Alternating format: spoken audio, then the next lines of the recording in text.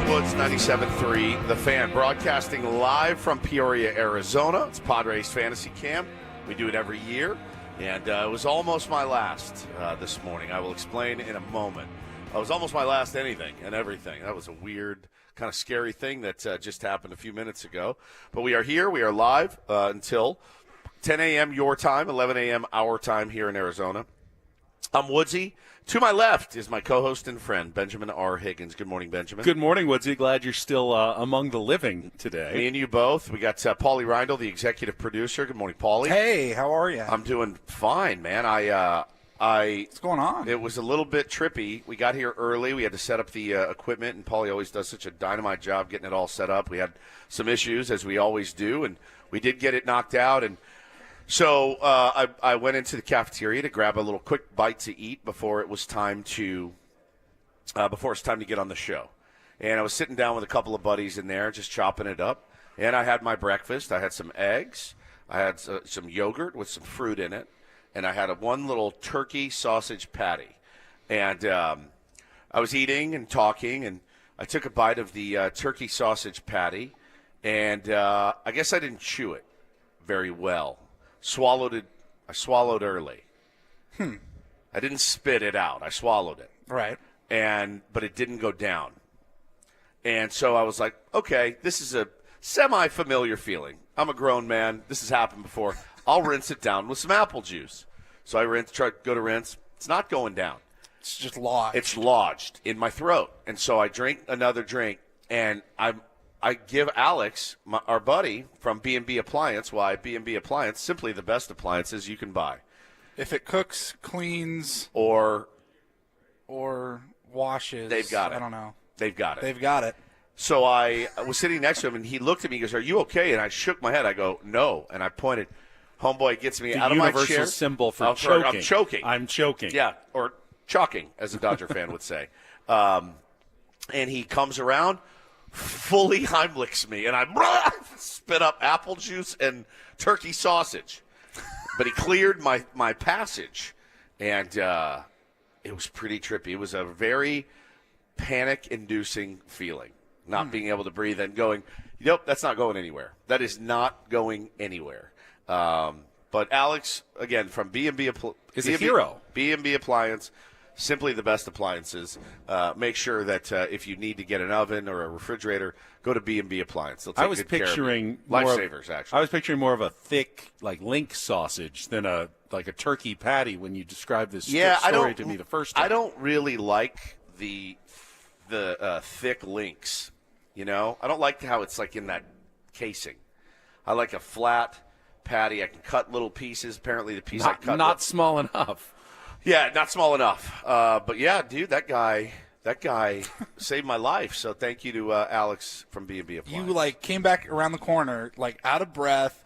You're like, you guys are not going to believe this. Like, this is unbelievable. I just had the Heimlich done. We're like, what? Ben and Paul are like, oh, all right, sounds good. Having some audio yeah, problems we're not here. Connected. We're having some technical issues, but tell us more tell us more about how you almost died.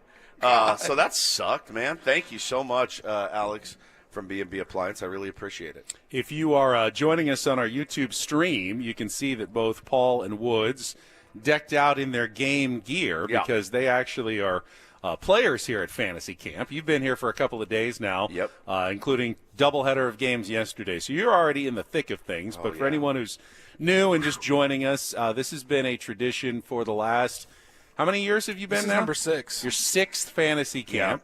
Coming out to Peoria in January. It's only gotten bigger every single year. First year, there was just 2 teams. Yeah, 2 now teams. there are, 8 teams of fantasy campers, Padres fans who come out, spend the entire week here at the Peoria Sports Complex, same place where the Padres hold their spring training. And right now, we're looking right into what is the Padres clubhouse and locker room, the one they'll be using next month to start spring training. But it's filled with fantasy campers, all their jerseys lined up, the training staff, the equipment staff, they're all here treating you guys like big leaguers for the week. Yeah, it's there's nothing like this, man. There's nothing like this ever. And we talked about it on the live stream last night.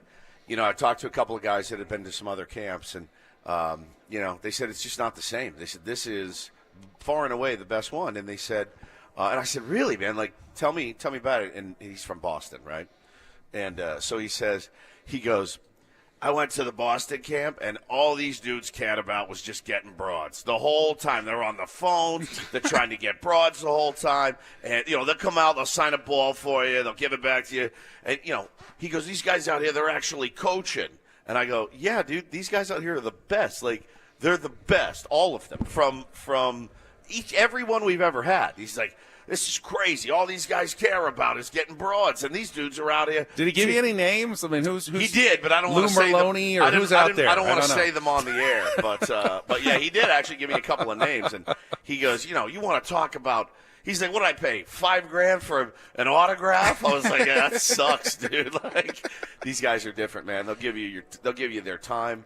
They'll listen to your stories. They'll tell you stories. So hopefully we'll bring you a few of those stories today. But, yeah, man, it's there's nothing like it. It's so special. A little bit of a later start here this morning on the schedule, but we've already seen several alumni rolling in. Yep. Andy Ashby's in the house, Arky Sanfracco, Chris Gomez, Heath Bell, Gary Templeton. Tempe's here. I mean, we still got Mark Grant, Jake Peavy, Trevor Hoffman, Loretta. I mean, it's going to be a really, really fun week of shows here. And the stories I've heard already, man, will make your head spin. I mean, Tim Flannery is my coach with Arky, and he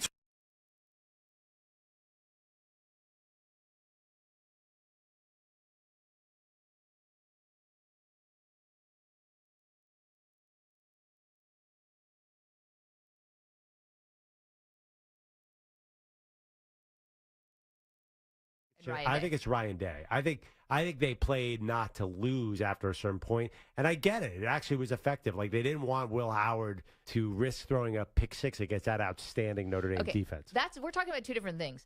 Talking about the manner in which they won this game. That bothered me a little bit. You want to nitpick about how conservative they got. That's one thing. That's not what I'm talking about, though. I'm talking about this feels like very emotional response, like people were waiting to come out of the woodwork to dunk on Ohio State, and doing it the day that after they win the title feels like sour grapes to me. Oh, but people have had problems with Ohio State forever. But think about what you're saying. Yeah. Like, what are some of the calls that we've gotten today and what you guys have said? Because they put an emphasis on the word the.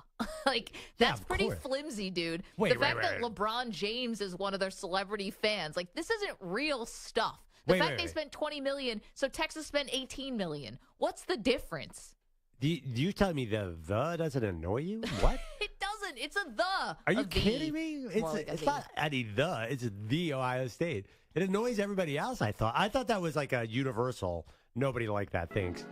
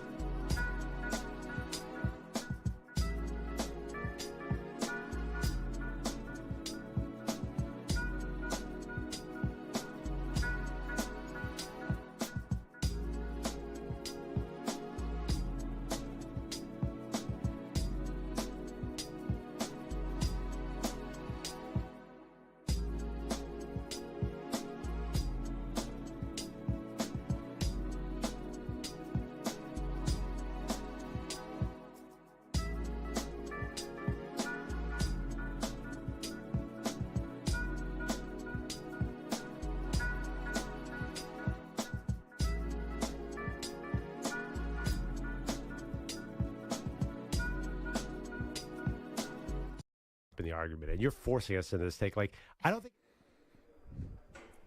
Are we back? Okay, I think we may be back here. Ben and Woods, 97.3 The Fan. I don't know what happened. What a fun start. But, you know, when you almost die, you have a new perspective on life. And I'm so lucky to be alive, Ben, that where this maybe a week ago would have sent me into a tailspin. Now, I don't even care because I almost just died 10 minutes ago on a piece of turkey sausage. So look at the new. I'm glad that you've got a new perspective look at the on new life. Zen me. I like it. I don't care. And by the way, I know your inclination is usually to blame the engineer. You just praised Paulie for doing a great job setting us up. He did. We just sometimes get some random technical difficulties when we're out on the road. Yeah, hopefully we won't have any more, but, you never know. Well, it took us 8 minutes into our first show, so I'm not extremely optimistic for the rest of the week. Could be a really, really fun week. The other what? But luckily, again, I'm now Zen, and I don't care about minute, trivial details like this, right? At all. So we need to go to break now because we do need to stay on clock. But, hey, listen, speaking of having fun, I want to tell you guys about Underdog. We're in Arizona, but I don't know what their rules are in Arizona. But I do know, for my Californian sports fans, Underdog is now available to play in California. And that, my friends, is really, really great news. You guys all know how daily fantasy works. I didn't do too well over the weekend. I'm going to just be right up front with you guys. I didn't do too well with my picks over the weekends, which happens, but Underdog is the best place to cash in on all your takes, which players are going to go off, which ones are going to stay ice cold, like many of mine did. With their pick'em game, you could win up to $1,000, 1,000 times your money just by choosing higher or lower on player stats, yards, touchdowns, interceptions, and more. Cook up some entries for a shot to win real cash prizes all playoffs long. Only got a couple games left, guys. So make sure you get in there. Make sure you get signed up. Got a couple of DMs over the weekend from some friends that are using it. Said, you're right, man. This is a blast. Underdog, the best place to play. Pick 'em. Download the app. Sign up with promo code WOODS. Deposit now to get up to $1,000 in bonus cash instantly. The promo code is WOODS. Must be 18 and over, present in a state where Underdog Fantasy operates. Terms do apply. Concerned with your play? Call 1-800-GAMBLER or visit ncpgambling.org.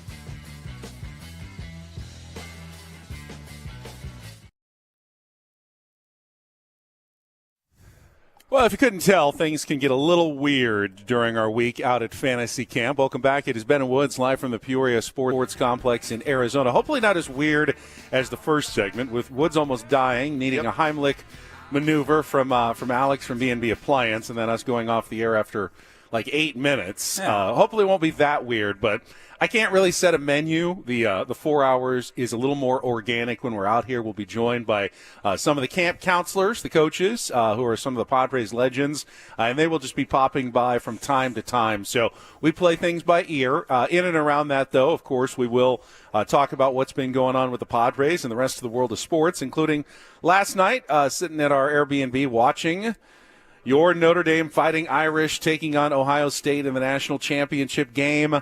Looked really ugly for a while, with Notre Dame falling behind 31-7. Made a late run, got within a score, gave you just that glimmer of hope, Woodsy, at the end. Yeah, look, I got to give all the credit to Ohio State. They were a juggernaut. Will Howard was incredible. They ran hard, they played hard, they tackled well. They didn't make any mistakes until later in the game.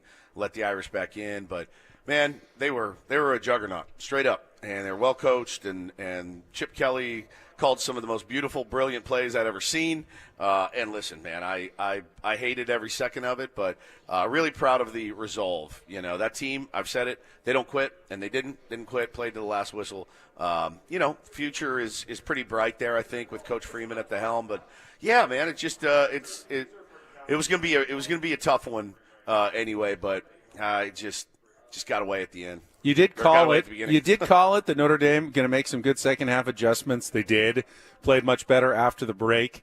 But Marcus Freeman had such an amazing season. You do have to question a couple of the coaching decisions. Yep. First one was the fake punt, which we're watching, and I'm going, it feels like this is going to be a fake here. Yeah. And if I can suss it out watching on television in Arizona, my guess is the Ohio State coaching staff was pretty ready for it, was not successful, did not, they could have gone for it there and maybe helped their cause earlier in the game. And then the field goal attempt down 16 points that ended up being a miss off the upright. I do get the argument that, hey, you may not make both 2-point conversions, even if you're coming back, and those 3 points could end up being very valuable, but they were running out of time. They had already successfully converted a fourth down on that drive in the fourth quarter, and it just felt like if you really wanted to come back and win that game, you had to score a touchdown on that drive and get yourself back into it. They came back, scored one later, got the 2-point conversion, but it ended up not being enough in the end. Yeah, he said 9 yards was just too much on fourth down, and you know what? I can see his reasoning, but hey, man, it didn't work out. I think he coached a little scared. I think he coached a little scared for maybe the first time this season, and then obviously against NIU. But listen, 14 wins for a program. You hung in there. You lost. What was the final? They lost by 11. 34-23. Yeah. So I mean, look, they got that late field goal. Pretty valiant effort in the comeback. Had some real chances early. It was such a game of almost. And they almost punched the ball out. They almost picked off Will Howard. There were a couple that could have, if those go their way, different ball game. I can't be mad at a 14-win season for the Notre Dame Fighting Irish and an appearance in the championship game. I just can't. I think any fan of any college football team, no matter who you are, hey, we're going to give you 14 wins this year. That's pretty good. You sound like you changed your tune a little bit, and I agree. I would probably feel the same way. Yeah. Last week you were saying, we compared it to like when San Diego State made the Final Four. Yeah, it's not the same. You were like, hey, you got to the Final Four. Anything after this is gravy. They ended up going to the national championship and losing, but you said with Notre Dame football, they have to win. Getting there isn't gravy. You have to win it. And that's my perspective is always super proud, great season. The national perspective will be, they shouldn't have been there. They don't belong there. No. They got boat raced or whatever. And unless they were able to lift that trophy, that's going to be the narrative. So for me personally, bro, I couldn't be more excited for them, and having a coach like that really changes the game for you, I think. So excited to see what they can do, getting some guys from the portal.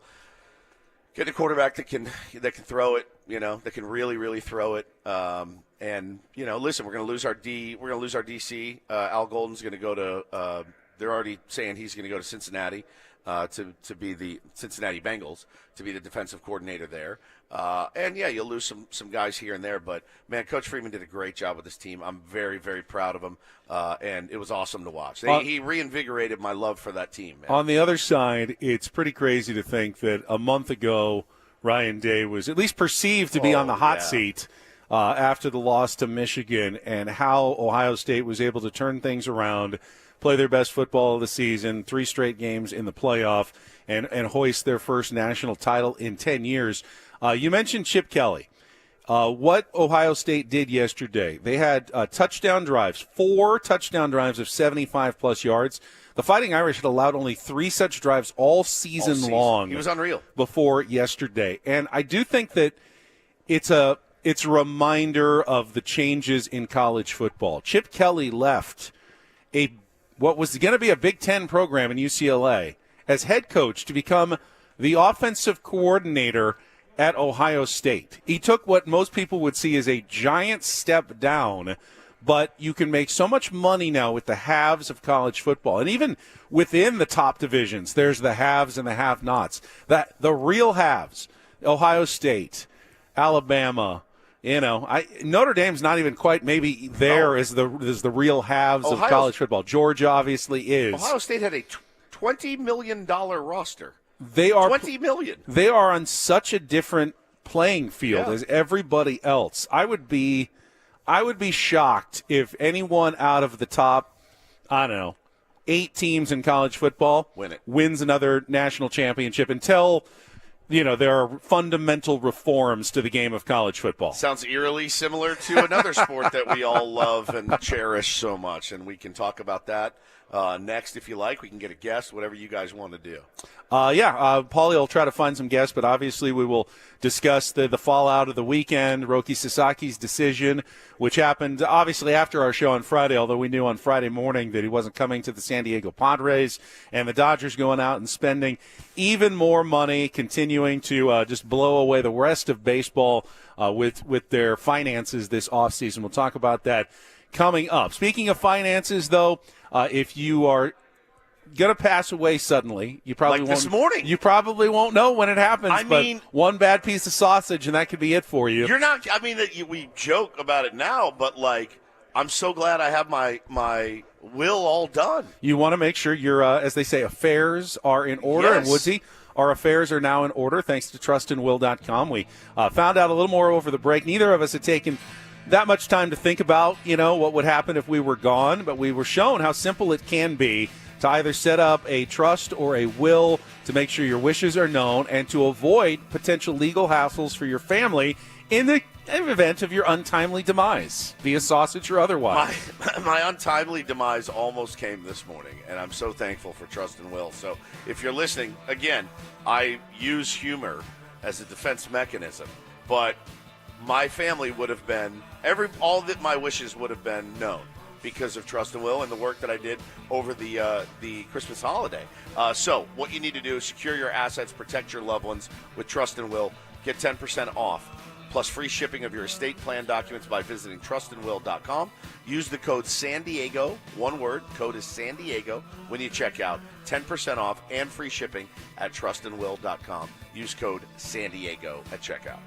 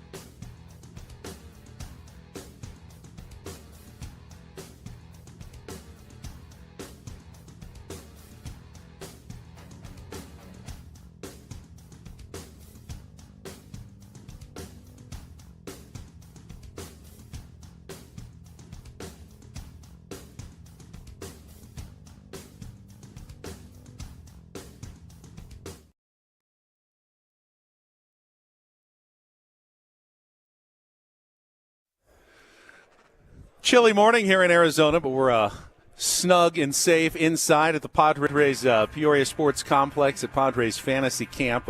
Anyone back in San Diego, I know they're dealing with some wildfires up off the 15 freeway. Hope all the Tier 1s are safe and those can get knocked down because we obviously know how bad that can get. But we're going to continue on here. We'll talk a little bit about what happened this weekend. Roki Sasaki, Tanner Scott to the Dodgers in just a second. But as promised, we're going to have some of the fantasy camp coaches joining us throughout the week while we're here. And part of fantasy camp, as you guys know, Woods and Paul, is that the rookies, the first-year guys, always get a little bit of hazing. Yeah. That's part of it.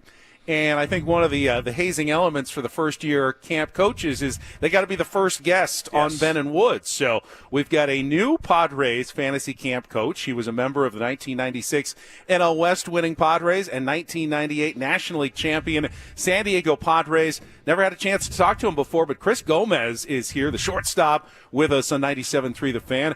Gomi, can I call you that? It's good to see you. Go-Go? I prefer Go-Go. Go-Go, all right. Yeah. Either way. I heard that yesterday. Gomi sounds lame. That's fair. I've always thought it I'll give sounded it to you. lame. No offense to any of the Gomies out in the audience, but Go-Go's here. We got to play against your team yesterday. Welcome to Fantasy Camp. What are your initial? You have to bring that up? Yeah, I did. We finally got a win. We beat Go-Go's team. Big win. How do you like camp so far? It's fantastic. Everyone, Padres treat us great. It's great to hear Flannery's stories. Oh, man. All morning. I already heard 2.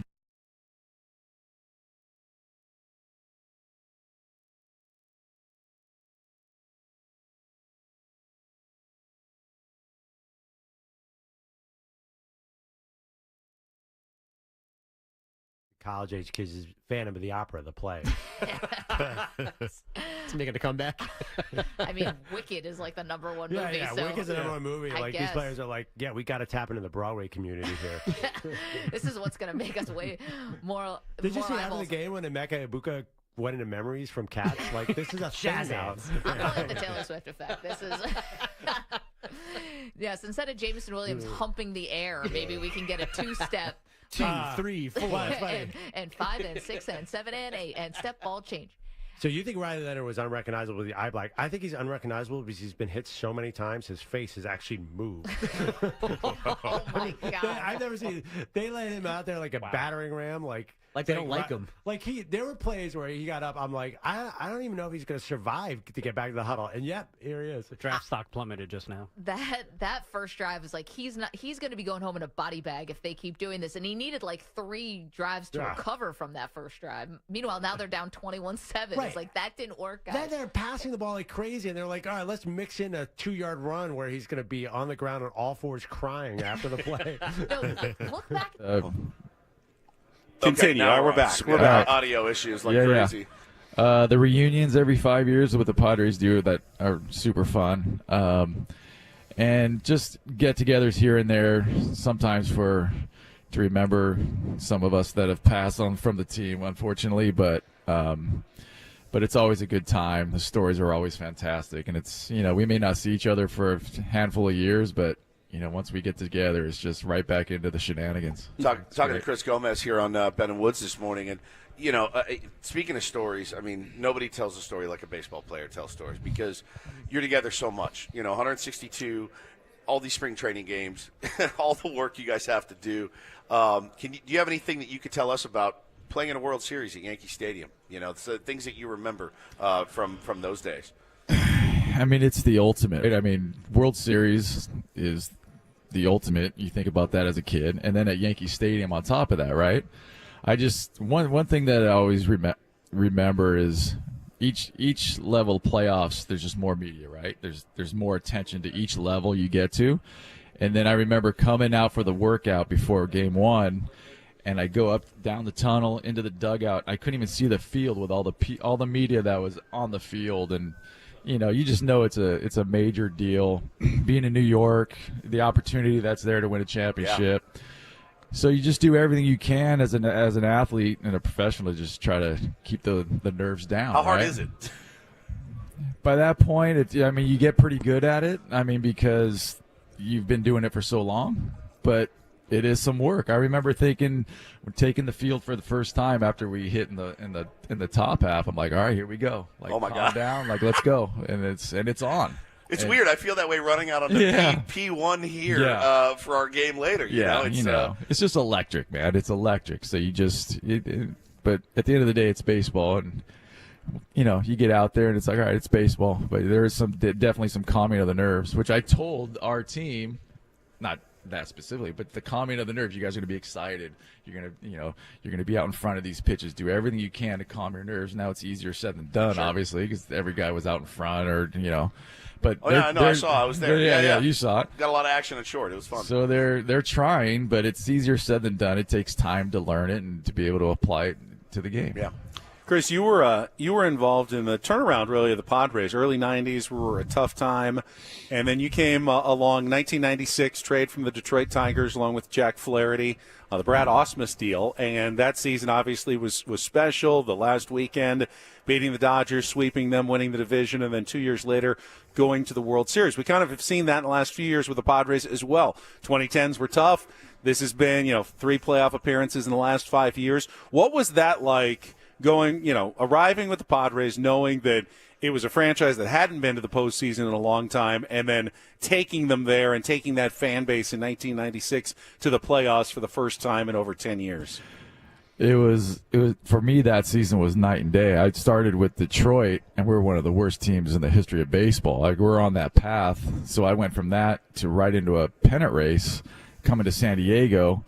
Near my home in California, and the enthusiasm behind the team at the time, and going in that clubhouse. The guys are fantastic, treated me great. Obviously, the coaching staff, it was a great atmosphere for a ball player. The relaxed atmosphere, but intensity on the field, and it was fantastic. And that series in LA, I mean, I tell people all the time how awesome that was. Even though both teams were going to be in the postseason, we all wanted to win the West, and sort of to do what we did to sweep in LA was pretty fantastic. I just wish we carried that into the playoffs.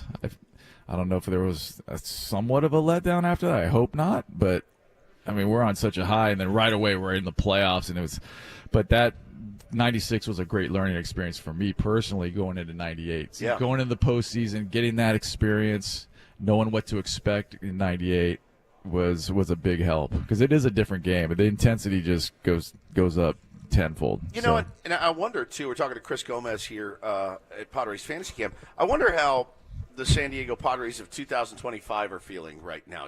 I mean, great season last season. Obviously fell short. Had a chance to really, really do something. It didn't work out, and that happens. And going into this offseason, I'm sure the guys are going to come back ready to get to work and try to win some ball games. But it's got to be a touch daunting, even for a professional, to look up the road and go, "Holy smokes! All right, well they're pretty loaded," And the West in general has made really strong moves. It's going to be a really, really tough division. So from your perspective, if you're coming in here in a few weeks to get ready for camp, are there conversations that are had, or is it like, we'll focus on our thing, focus on business? That's exactly right. I mean, these guys know they're going to go in here and they're going to control what they can control. Yeah. And I think they're going to be playing that underdog role, obviously, because what the Dodgers are doing. And I think that's going to give them an edge. They're going to come in here. They're already a good team. So I think they're going to come in with the right attitude. They're going to be, woe's me. They're going to go in there and get after it. Like I'm sure they will. They're going to have a great season. Good. Yeah. Before you go, Chris, catch us up on your life. A post-playing career, like what have you been doing? What have you been focusing on? How's it been going? Coaching high school baseball at Pacifica Christian High School in Newport Beach. Shout out to them. I should be at practice today, but I'm here. So, that's been a lot of fun. So, a lot of similarities.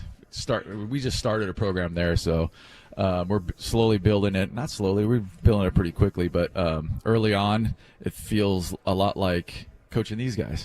a lot of inexperience, not a whole lot of athleticism. So I've been down this road before, so I've experienced. So I think have you mastered the boach? Like run your hand through your head yet? Like there's been a lot of boachy stories. No, it's fantastic, but no, it's super fun, man. It's as long as the kids have good attitudes and are enthusiastic about baseball and want to work and want to learn and are respectful and all that stuff, like the guys are here. It's a great experience. You know, that's awesome. You can win all the games in the world if they're a bunch of turds on the field. It stinks. I'm going to have you talk to my almost 7-year-old turd at some point. He's probably watching right now. You got to coach him up, man. I love you. I'm working on it, man. Thanks so much. Such a pleasure to meet you. I'm glad you're here. I hope you come back. We've never had a bad coach here, man. I'm telling you, everybody they bring in has just been great. So, right on, man. I hope they have me back. Chris Gomez, we'll see you around this week. Appreciate it. We will check traffic. Don't go anywhere. We'll talk about some of those moves that Woods alluded to, including more this weekend coming up next year on 97.3 The Fan.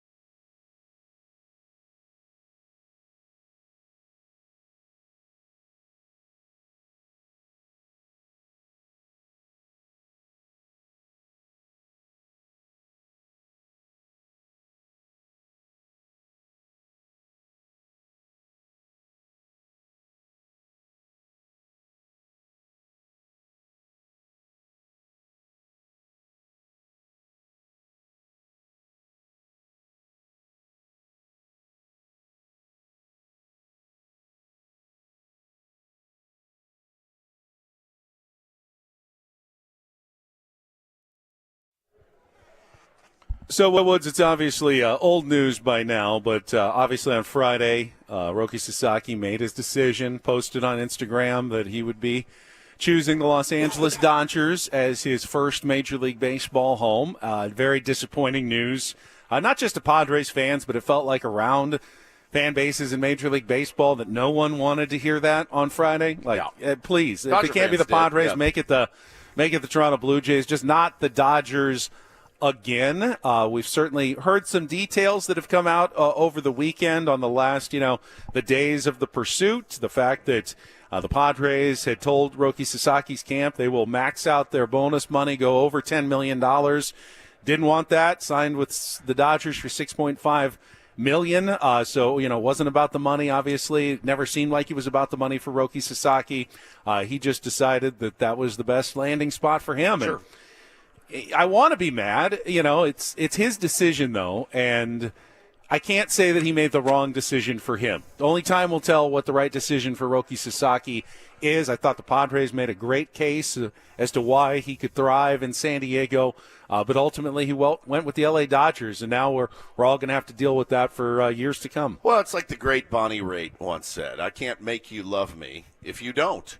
You know what I mean? Like, hey, here's more money, and no, this is where I want to go, and that's where he went. I think the thing that bugs me the most isn't necessarily, the fact that the Dodgers are spending money, the fact that they got Roki Sasaki. It's the fact that now I'm being told in 75,000-word articles why I shouldn't be upset. By Buster Olney, by Ken Rosenthal. They're all telling me, no, this is good, and this is why you should sit there and take it, and you don't have a right to be upset. And I don't really like being gaslit by anyone. I feel how I feel, and that's just how it's going to be. You don't need to get on your national platform and tell everybody how great this is for baseball. You just don't. It's funny, we mentioned college football earlier. You got Nick Saban saying that college football needs to change. Now, no one benefited from college football more than Nick Saban used to when he was winning national titles every year. Now it needs to change for Nick Saban. That's weird to me. That's hypocritical to me. I don't like hypocrites, and I don't like being gaslit and being told I can't be upset because the Dodgers are buying players on credit for 10 years down the road. In fact, I can't be upset because they have $1.7 billion in deferred payments, right? I can't. Trevor Plouffe, who I just adore and love his takes, and I'm usually in lockstep with Trevor Plouffe. It's weird. I'll say something on the air. He'll have the same take later, vice versa. It's very strange. I love him. We've had him on the show. He tells his national audience the other day that, hey, you're just going to have to freaking figure it out. And it's like, figure it out? Not everybody gets the chance to figure it out. Like a team with a $350 million guaranteed TV deal every year. Again, I said it last night on the stream. You give me $350 million a year, I'll figure it out. You trust me. I will figure it out. There was certainly talk and rumors that the fix was in with Roki Sasaki. In fact, Major League Baseball went to great lengths to even investigate the process to try to make sure that there wasn't a handshake deal under the table between Sasaki and the Dodgers. They didn't find anything. Of course, when you're committing that sort of infraction, you're not going to leave a trail of breadcrumbs. Right. You're going to be very careful to make sure that no one talks out of school. I will say this. We may never know if it was a fait accompli that Roki Sasaki was going to the Dodgers. I do know with 100% certainty the Padres not only thought that they were in it, but from what I have heard from my sources, the Padres really thought they were going to land Roki Sasaki. They were banking on it. They were very confident. They put everything they had into the pursuit. They left no stone unturned. They were fully prepared. They have been ready for this for many years. This wasn't, just a flight of fancy. A.J. Preller wanted this badly. This really stings for the San Diego Padres. This is something they wanted. This is something Peter Seidler wanted. They pursued and tried their best to do it. But again, there are certain things they cannot offer that the Los Angeles Dodgers can offer. And I think ultimately one of them is that in Japan, the Dodgers have become that country's team, essentially, with Shohei Ohtani and Yoshinobu Yamamoto. And there are so many fans in Japan who I think wanted Roki Sasaki to pick the Dodgers. Oh, yeah. This is our team. You're going to our team, the Dodgers, in the United States. And ultimately, it's my belief that more than anything else is what may have pushed him over the edge. Just go, I don't want to disappoint my whole country. I'll go to the Dodgers and be where they want me to be. I mean, it's crazy, too, because you saw the Dallas Keuchel story. He played with Roki Sasaki, and Dallas said, yeah, we've been hearing for a while that a deal's been in place forever. And Major League Baseball is like, nah, it's fine. We looked. Guys, we looked. I don't know what you will expect us to find. To do an investigation before anything comes out and then to release the findings, essentially the day he signed, fine, whatever. I'm not a huge conspiracy theorist, but I'm pretty sure that's how baseball works, not just for Roki Sasaki. So, hey, it is what it is. He's gone off to the Dodgers. The Tanner Scott one put me over the edge. We're driving around the other day when the Tanner Scott announcement came out. That's the one that went, oh, my God, I'm about to go full Joker. Just the full, And Tanner Scott deserves a good contract. Oh, yeah. He's a dominant reliever, got 4 years, $72 million from the Dodgers. But when you factor in what they're paying in the luxury tax, the Dodgers are essentially paying $35 million a year to have Tanner Scott in their bullpen. And you're telling me there's any other team in baseball that can afford to pay $35 million a year for Tanner Scott? There isn't. Yeah. And that's to me why baseball has a problem. There's only one team that can afford to do that. Yeah. Not even the Yankees would even think about doing that. $35 million for a relief pitcher. All right, we will come back. Hour number 2, Padres Fantasy Camp. We'll have more guests coming by. Please, it should be a lot of fun. Stick around. More Ben and Woods on the way. San Diego's number 1 sports station, 97.3 The Fan.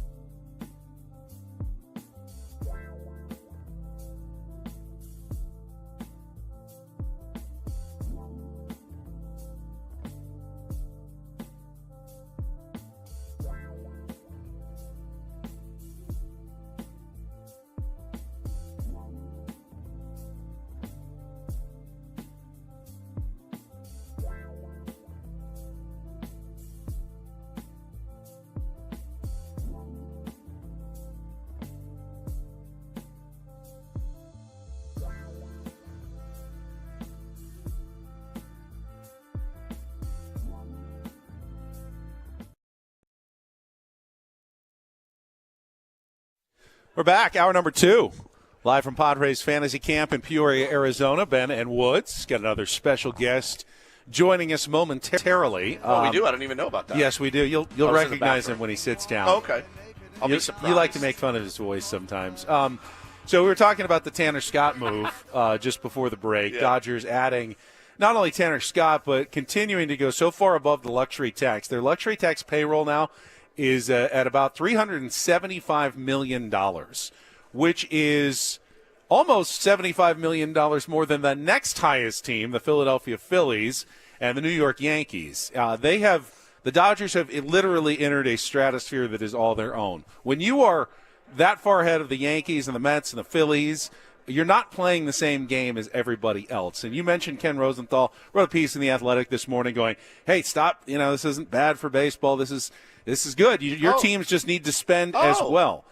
I get it. The Pirates and, the A's and, the A's did a little spending this offseason. Yeah, they've been forced to spend money. Even teams like the Cubs and the Cardinals and the Twins aren't spending.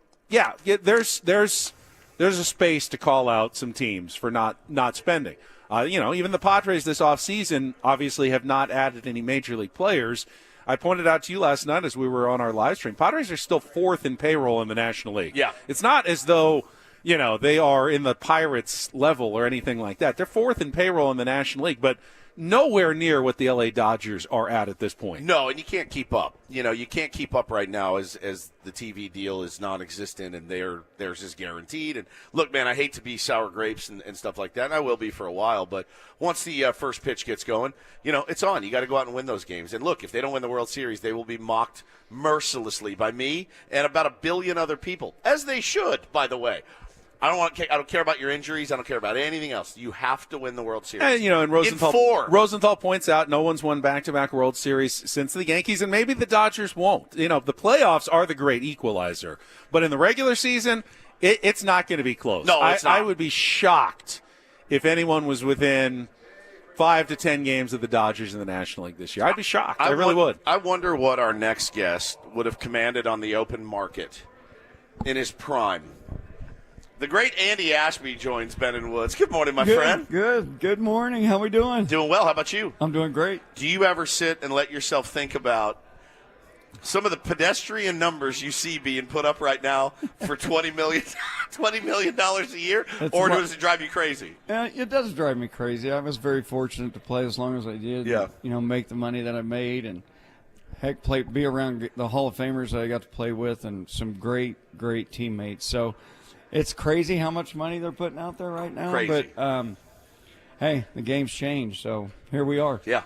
We just got to meet Chris Gomez for the first time. He's a great guy. New camp coach this year. It was a lot of fun. Anything you can share with us about Gomez from 1998 or your time as a teammate with him? I just think he was a great teammate. I mean, he worked hard, made the routine plays, was there every day giving 100%. But we had a lot of guys like that. So, he fit right in. Loved playing with him. Loved having him behind me. So it's great to see him here at camp, though. And he's a funny guy. I mean, he seems kind of quiet, but he's a funny guy. Flan told me yesterday he's one of the most low-maintenance guys ever. And he said, you got to have stars in your clubhouse. You got to have guys that command the room. He said, but you really need those low-maintenance guys, too. Oh, yeah. I don't think I ever saw him in the training room or anything. Yeah. He would just go out, do his business, get ready for the game, and go play the game. Were you high maintenance or low maintenance? What do you think? I'd say low, but I was low, but once pitchers are different because these guys are out there playing every day, but only had a pitcher every 5 days, so I had to get my work in between. So I had a lot of stuff to do. I'm maybe medium maintenance. All right, medium maintenance. Okay. Why don't you make a guess on this show? Who do you think is the lower maintenance host, and who is the higher maintenance host? I'm going to say Woodsy is the highest maintenance. That's not a bad guess. And we'll just go down the line that way. I don't don't know how I got this reputation. I really don't. Sorry, I like to win and I like things to be good. Sorry. Well, you play hard, so I'll never apologize.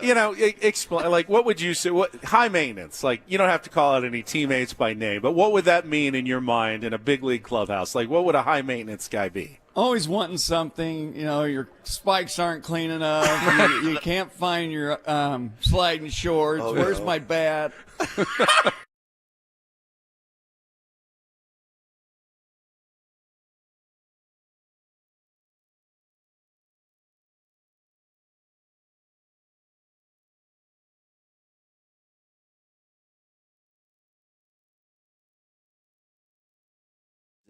And they fix that. But the other thing is this idea you have to be perfect or near perfect to win a championship isn't how sports work. And sports are pretty cool because they happen to reflect life. I still find it beyond obnoxious and remarkably dumb that the Dolphins team from the 70s, that's the only undefeated team out there, cracks a bottle of champagne every single time the last undefeated regular season team. And let's be fair with the Patriots many years ago, not many, a decade ago against the Giants, they had to wait to the Super Bowl where they cracked that champagne and they celebrate we're the only one. But that reality speaks to the fact that the most important sport in the world, the true champions of football, NFL champions, are almost, save one time, one obnoxious example, are never perfect. Losing's part of the deal. Failure's part of the deal. I told you yesterday that Patrick Mahomes and that first loss in the AFC Championship game to the Patriots, that his post-game talk laid the groundwork for what the Chiefs would become. And he talked about this is painful and it's bitter and it's hard. This is Mahomes 3, 4, 5 years ago saying, but I think it's gonna prepare us. I think this is the beginning of something. And I'm telling you, Ryan Day being 1-4 against Michigan was the beginning of something.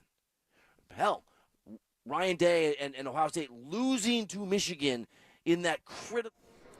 All right, we're back live here at Padres Fantasy Camp in Peoria. I dropped off for just a couple of seconds. If you missed it, we're chatting with Andy Ashby from the late 90s San Diego Padres, 1998 National League champions, is back with us.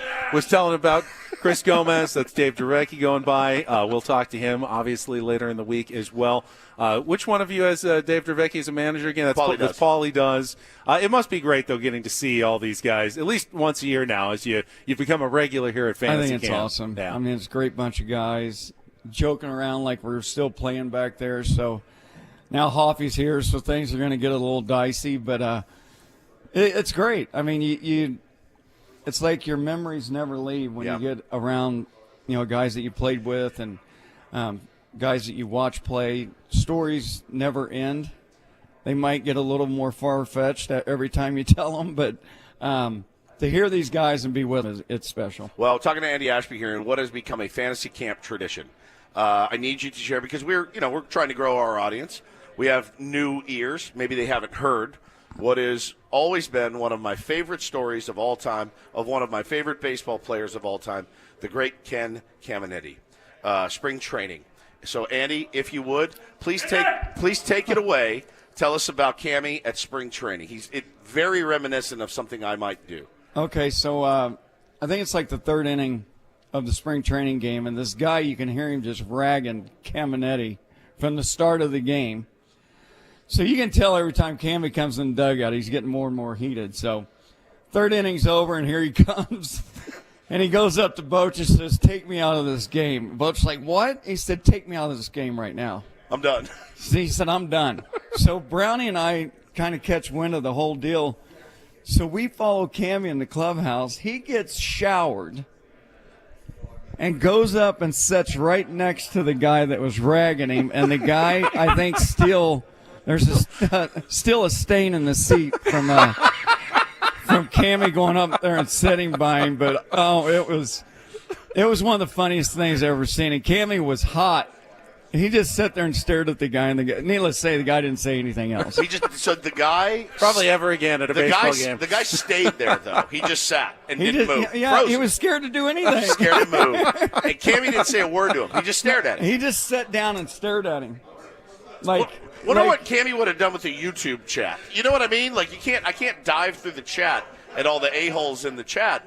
But boy, do I want to sometimes. Well, I think Cammy was just sitting there just to see if the guy was going to say something else, and then it might have got a little dicey. It sure is different when somebody walks up to you, you know? Yeah, and you know what? He just saw him on the field. Now he's sitting right next to you. You're probably like, oh, gosh. That fence doesn't protect you. He can do that? It is just the most epic story about King Kamene. And that's the thing, too. It's got to be hard. I got rabbit ears. You know, it happens. Some days it bothers me. Some days it doesn't. But for you guys, you're out there getting worn out all the time from opposing fan bases and stuff. How do you not let it get to you sometimes? Get used to it. Just get used to it, yeah. Especially when you're scuffling, you know. But like, was it hard when you were young? Like when you were a young player? That bothered me more than anything when I first came up, because you want to do so well, and when you're not, then you have your psyche not pitching well, and now you have these people reinforcing that you're not pitching well. So I learned later on, it took me a couple years, if I'm hearing all that outside noise, I'm not concentrating on my job. So I kind of got to where I could shut it off and be like, hey, you need to get locked in here and not be listening to all this outside noise and focus on getting guys out. So thank God it worked out. But, yeah, it can get dicey. I would imagine the most pressure, though, is not from the fans. It's not even from your coaches. I would imagine you feel it from your teammates. If you feel like you're letting down your teammates because they all want to win, they're counting on you, you're counting on them. That, to me, is probably the ultimate pressure that an athlete feels. No doubt, because they're out there playing every day. Yeah. I work every 5 days.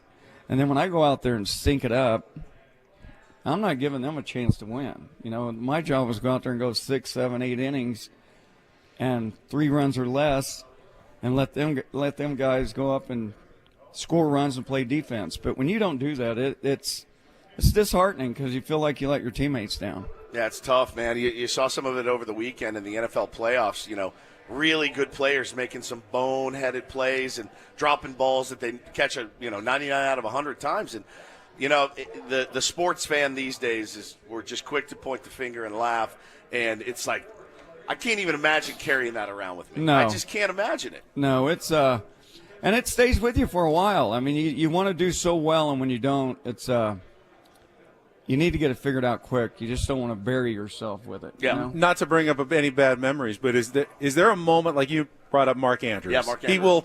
He will think about that probably for the rest of his life. Why didn't I catch that? Is there a moment that haunts you from your career, like you still think about today, 25 years Every later? game? No, I'm just kidding. Every game with the good ones. Just not pitching well in the World Series. Yeah. I think we gave him like 6 outs in the first inning, and I gave up a couple runs in the second inning. Got through the third, I think. Then I walked a guy and gave up a 2-run bomb to Bernie Williams. Didn't give us a chance to win. We need to win one game in New York, and Brownie pitched well in game 1. I think we got kind of boned on that 3-2 pitch to Tino Martinez. Mark Langston, yep. When he hit it off Langston. And then I my job was to come out and give us a chance to win. I didn't do that. So, if there's one game that I can look back on and kind of wish I could go back, I think it would be that one. Man, that's so deep and insightful. The great Andy Ashby joins us this morning. Ash, it's always a pleasure to have you out here, man. We love you. Every time we see you, it just gets better and better. So thank you for what you do and what you have done and what you do out here. Well, listen, thank you all for having me. God bless you all, and love you guys too. Love man. you too, Thank buddy. You got it, man. Thank you. Andy Ashby with us. As I said, we're going to be a little bit off the cuff this morning, so we're probably going to push back, don't do this until later, and continue to talk to fantasy campers while they're available before you guys go out on the field later. So we'll do that coming up and continue talking a little bit of baseball, get into some football as well. First, though, Woods, going to tell us a little bit about QC Kinetics. Well, I mean, they would have been really smart to come out here and set up just a tent and offer their services out at Fantasy Camp, because I would say there's some joint pain going around the old Fantasy Camp right now. I went through it with pain in my wrists. My wrists feel great. That's one thing that feels absolutely fantastic, throwing and hitting and everything else. But if you're suffering from joint pain in your knees, hips, back, or shoulder, make the decision now to say no in 2025. make the decision also to say yes to QC Kinetics. They're the nation's leader in regenerative medicine and joint preservation. Revitalize your joints with advanced orthobiologic treatments at QC Kinetics. Array of natural solutions like PRP to attack the pain from arthritis. Want to learn more about how you can refresh your joints and get lasting relief with these incredible treatments? Call QC Kinetics today for a free consultation. Make the most of the new year. Get started now. 619-614-PAIN. 619-614-PAIN. It's QC Kinetics at 619-614-PAIN.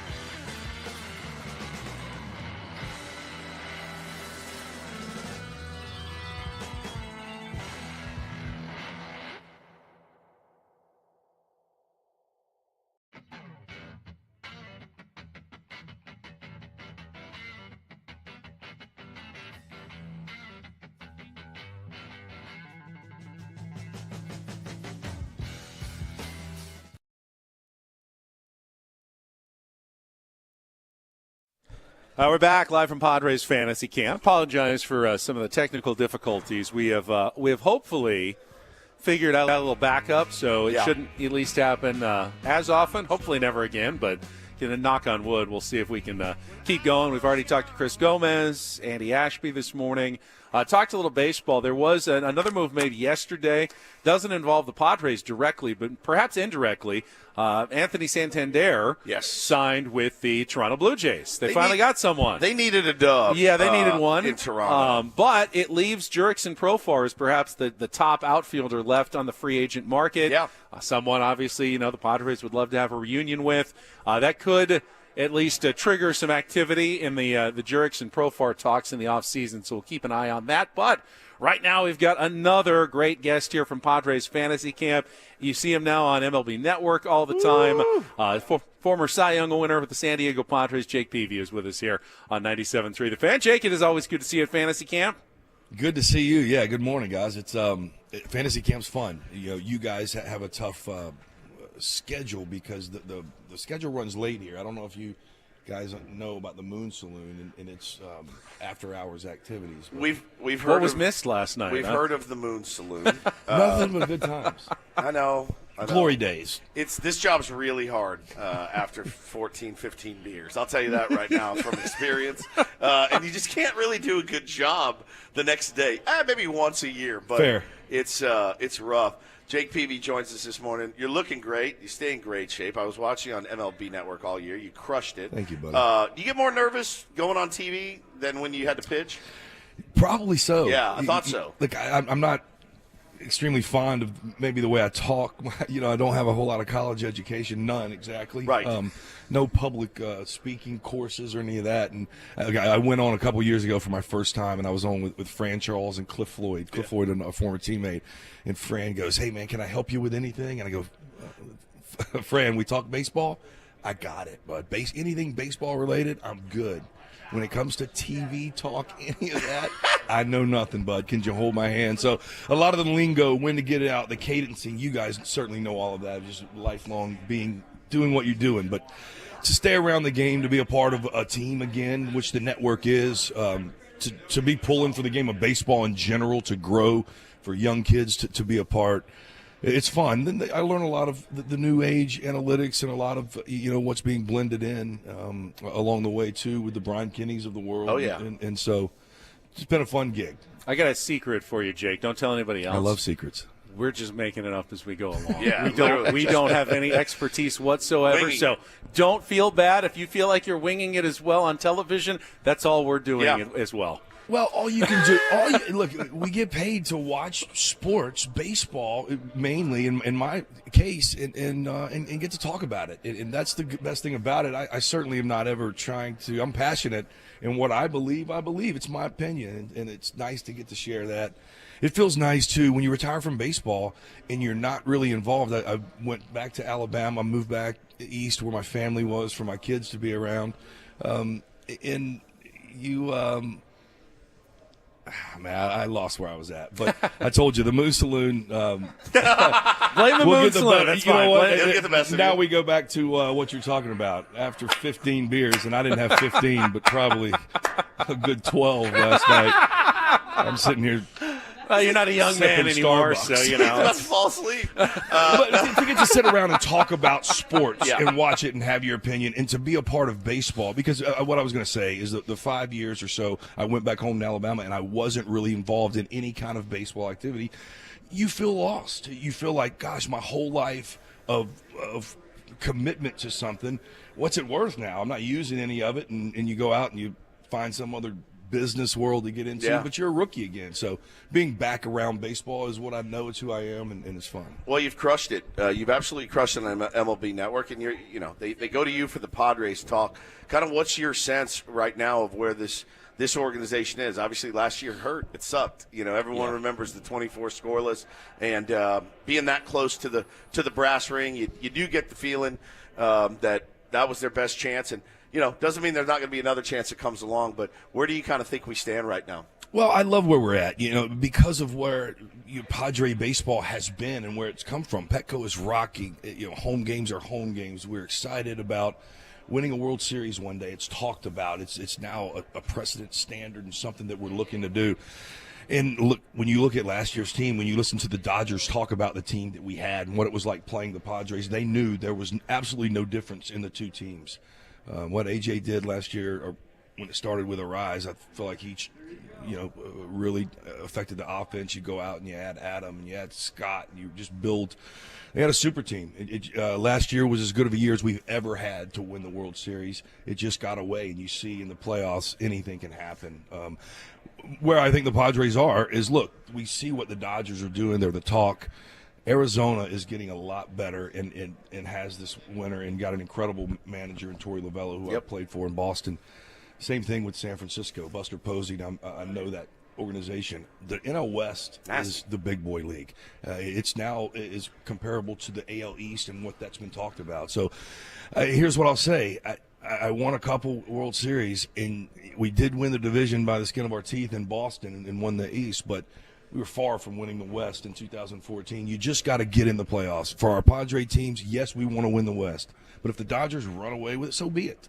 We're going to get back in the playoffs, and we've got unfinished business now, just as 22 fueled them into something special happening against us in 24. As we move forward, left-hander, good morning, Randy Jones is in the building. Hi, Randy. Got to speak to the legends when they walk by. Oh, yeah. But you just got to get in the playoffs. And now when we get in the playoffs in 25, I promise you we're going to be the ones with the bitter taste who's been sent home by the Dragon up north. So you get in. Tell me Michael King can't beat anybody in the big leagues? Hugh Darvish, we saw what he was made of in the division game. Dylan Cease. We've got some guys that can go do it with a bullpen, with the position players. Just got to get in. Jake, when you were a player with both the Padres and Giants, the Dodgers would always be standing in your way. With the Red Sox, it was the Yankees in that division. But it feels like it was a little different. It didn't feel like either of those teams were like where at least the Dodgers are now. Do you feel like baseball has a competitive balance issue that needs to be addressed? And I'm not talking about the finances necessarily. I know players never are in favor of a salary cap, but has it gotten a little out of control when you look at what the Dodgers are doing compared now to like the rest of baseball and what they're capable of doing? No, I don't know. I think the Dodgers, I don't think so. I love what the Dodgers have done. How can you not? Yeah. And if this was unless our you're a Padres team, fan, yeah, right? Unless you're us, yeah. That's right. and so, man, when you are a Dodger fan, and I've got plenty of them around me, they're through the moon, as we were through the moon when we were trading to get Juan Soto, when we were paying Manny and the guys and writing big checks. So, like, I don't think it's bad. I think the Dodgers have built such a system under an incredible leader that we all know very well. Dave Roberts is an incredible man. Their recruiting process up there, they've got all former Padres on their staff. Mark Pryor was a Padre. Josh Bard's the bullpen coach. Caught me my whole Cy Young year. They've got a team and a staff put together, and everybody wants to go be a part of that. Yeah. They understand that, hey, we're trying to win a World Series every year. We've got this thing going. Look, it's fun to have the villain. We've always had the kind of superpowers villains back east, and Dodgers have always been somewhat of a villain, but now they've got a target. Right. Yeah.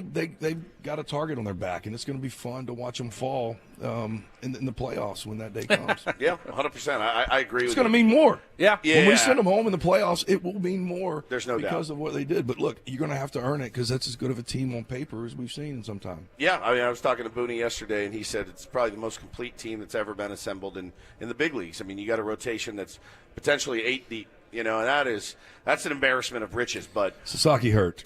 Losing Sasaki, getting Sasaki here would have changed the tide and really, I think, balanced it out a little bit. But again, I'll tell you this: I was in San Diego last week and was watching and around some of these negotiations. I don't know that the Padres could have done any more. The guy was in uniform, getting loved on. Darvish, he just wanted to go up there and play with today's best player in Ohtani, his fellow countrymen there. And then when you're the world champions and you can make the pitch that they made, it makes me understand how strong their pitch must have been, because I know the guy wanted to come to San Diego. Yeah. Just didn't happen. But you build moving forward. AJ is going to have to get creative as we move forward. But, again, you just put a team together that's capable of winning in the postseason with some front-end starters, with a bullpen, and we know we got the position player talent. Yep, 100%. Jake, I really appreciate it. It's Thank always you, good buddy. catching up with you. We'll see you throughout the week. But, as always, it is always a pleasure. Same to you guys. There he is, Jake Peavy. Love that Great, man. Jake Peavy. We will take a quick timeout. We'll come back. We can talk a little bit about the NFL playoffs if you want. When the weekend.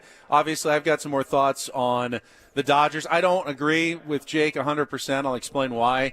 As much as I respect Jake and he made some good points, there's one big thing that I disagree with when it comes to the Dodgers spending there. We can get to that coming up with Ben and Woods here on San Diego's #1 sports station, 97.3 The Fan. First, I want to tell you about Kirby Mesa Volkswagen in the new year.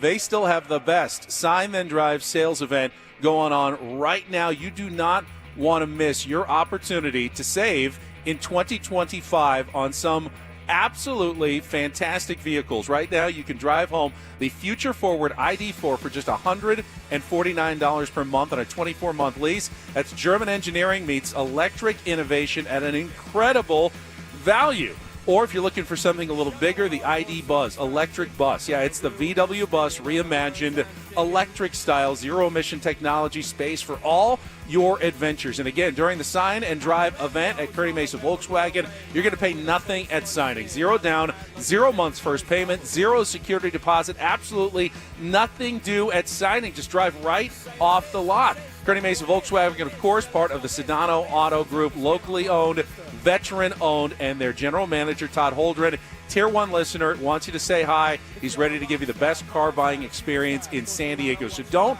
miss out because these incredible savings are not going to last long. Tell him Ben sent you. Visit Kirby Mesa Volkswagen or go online to KirbyMesaVolkswagen.com for more details.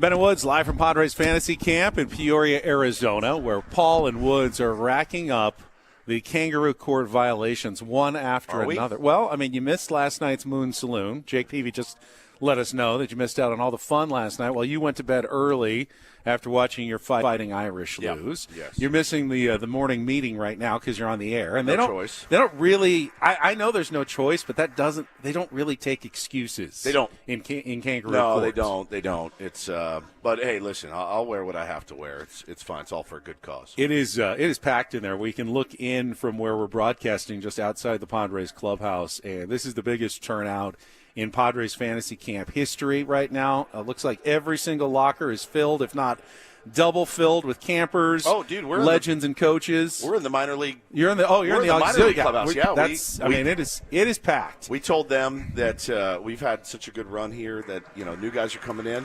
Send us over there. It's much quieter in there. I have 2 lockers and. Everyone's wearing authentic Padres gear, but it's still very easy to tell the difference when a fantasy camper walks by, and then occasionally you see a real Padre walk by as like well. The one walking down the hall here. And just a second. just during the break, we actually got to chat with Tyler Wade for a second, and look who's here as well. The as I like to call him, the real rookie of the year in the National League. They didn't give it to him, but Jackson Merrill is here, just walking around. Yeah, and Paul, you had an encounter with one of the Padres' top prospects yesterday as well. Yeah, so fantasy camp started on Sunday with some drills and tryouts and all the introductory stuff, and the training staff here told us, hey, it's just you guys for now, but come Monday, prospect camp begins. And sure enough, all the names you've heard, they're all here. They're on the minor league side right now, but you'll see them walking around the complex. I watched Ethan Salas doing some blocking drills yesterday. The best part, though, was after the second game, we had a doubleheader yesterday, and everyone's fat asses heads over to the hot tubs and the cold tubs. Their trainers are dumping full cans of beer into the cold tubs, and everyone's partying. And I look over, and Leo DeVries is in one of the hot tubs after their workouts with a couple other prospects. And the look on his face, I wish I had a camera. The look on his face was, what the hell is happening in my recovery room? And he could not have gotten out of that hot tub faster. Oh, I bet. It was unbelievable. He's like, I am done with this. Yeah, and everyone's just enough treatment. Cannonballs into the hot tub. God, I'm picturing if Odyssey decided to host a radio fantasy camp and brought in a bunch of people who wanted to be radio hosts for a week, and then they were just in and out of our studios. We're trying to do our show. I would lose my mind. They're touching all the equipment, and they're in our production studios when we're trying to cut a promo after the show. I lose my mind. I mean, it's just I'd be doing 20 to life after that. We had another one. This is one of my favorite. This will go down in fantasy camp lore. When I built the Tier 1 baseball team, we got a guy on our team. He's in his 60s. His name's Pete Wilkinson. He goes by Wilkie, and he is, he's the glue guy of the team. He's got long white hair, plays guitar. He's a madman. Surfer bro. He's incredible. So Wilkie gets out here to fantasy camp, and he's enjoying himself. And first day, day of the workouts, he walks up to Chris Gomez, and he didn't know who Chris Gomez was. He just thought, well, here's a guy that looks athletic. And so Wilkie plays in the Tier 1 team, but he also has a 45 and up team that is his squad. So Wilkie walks up to Chris Gomez. He's like, hey, how you doing? Pete Wilkinson, nice to meet you. Hey, look, you look like you're a pretty good ball player. I got a 45 and over team up in Escondido. I would love to have you come out and play for me. And Gomez is like, what? Like, no, man. Like, I don't play anymore. I used to play. For I the was Padres. told his actual answer was, "How much do you pay?" Yeah, how much do you pay? He's out here recruiting ex-big leaguers for saying, hey, listen, you can't knock the hustle, certainly. But yeah, Jackson Merrill walking around, that's kind of cool. So I just teased that I have a disagreement with what Jake Peavy just said on the air, and I will explain all about that after a quick check of traffic here on 97.3 The Fan.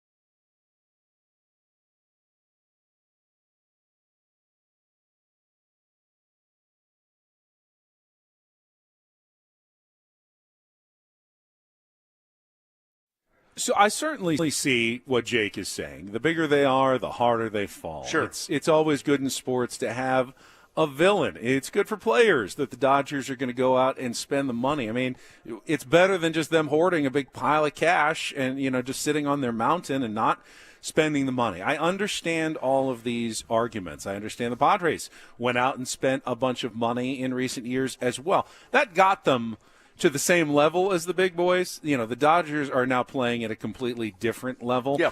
But where I think I disagree with Jake and why I worry about the state of baseball after what the Dodgers have done this and the past off season is that it does feel like we've hit a tipping point where fan bases around baseball have become demoralized.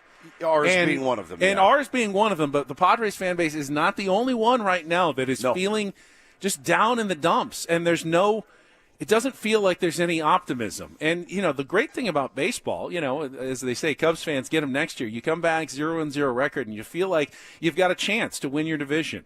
And the Padres have a chance to make the wild card and even win the World Series next year, as do many teams. And I firmly believe that. There's no team that can buy a World Series. You can buy a lot of wins, but when it comes to the playoffs, that is a great equalizer. But it feels like there's a lot of discouraged fans right now. And no sport wants to discourage 80 to 90% of their fans around the country going into the year. It's not good business to just have every single day you feel like you're taking a punch to the stomach as a fan, whether you're a fan of the Padres or the Blue Jays or the Red Sox or the Reds or the Cardinals, who are also been cutting payroll. And, good fan bases with really good baseball fans who love the sport and love the team. And they're just all feeling right now like, we can't even compete with this. Just wave the white flag and surrender. And I hate that feeling. You shouldn't feel that way, but I certainly understand if you do, because even I, the eternal optimist, have had my moments this offseason where I'm going, how do you compete with this Dodgers team? Yeah. And the Padres have it worse because they're in their own division. Yeah. They're the closest rival, and they're right there just hammering you over and over and over again. Yeah. I mean, like I said, Tanner Scott was the Joker origin story for me. That one, I had visceral feelings and wasn't really surprised about Roki. I really wasn't. But it hurt nonetheless. But the Tanner Scott one, I'm like, why do you need Tanner Scott? Why? Because he can strike out Ohtani? You're gonna. They don't overpay for relievers typically, and boy, I'm not saying it's an overpay. That dude deserves it. And that one stung. That one hurt really bad. And listen, I hope he gets lit up every time he grabs the ball. That's just the way that it is. But I do sense a very big defeatist attitude right now. I'm with it. I totally get it too. It's kind of hard to paint on a brave face and talk optimistically about it. But listen, man, stranger things have happened. Logically, Jake is right. Michael King can go and shut down any lineup, including the Dodgers no doubt. lineup. We've seen it. Yu Darvish did it in the playoffs. We know these guys can compete against the best in baseball, but it is just really hard emotionally right now. And again, it's not just the Padres. We're feeling it in San Diego, but there's a lot of fan bases right now who are feeling discouraged. Yeah, I see I have a lot of Braves fans I follow too that they want Alex Anthopoulos. They want him to go out and make moves. They feel like they're on the cusp of greatness, and hell, they've won one recently, and there's just a lot of teams. The Baltimore Orioles.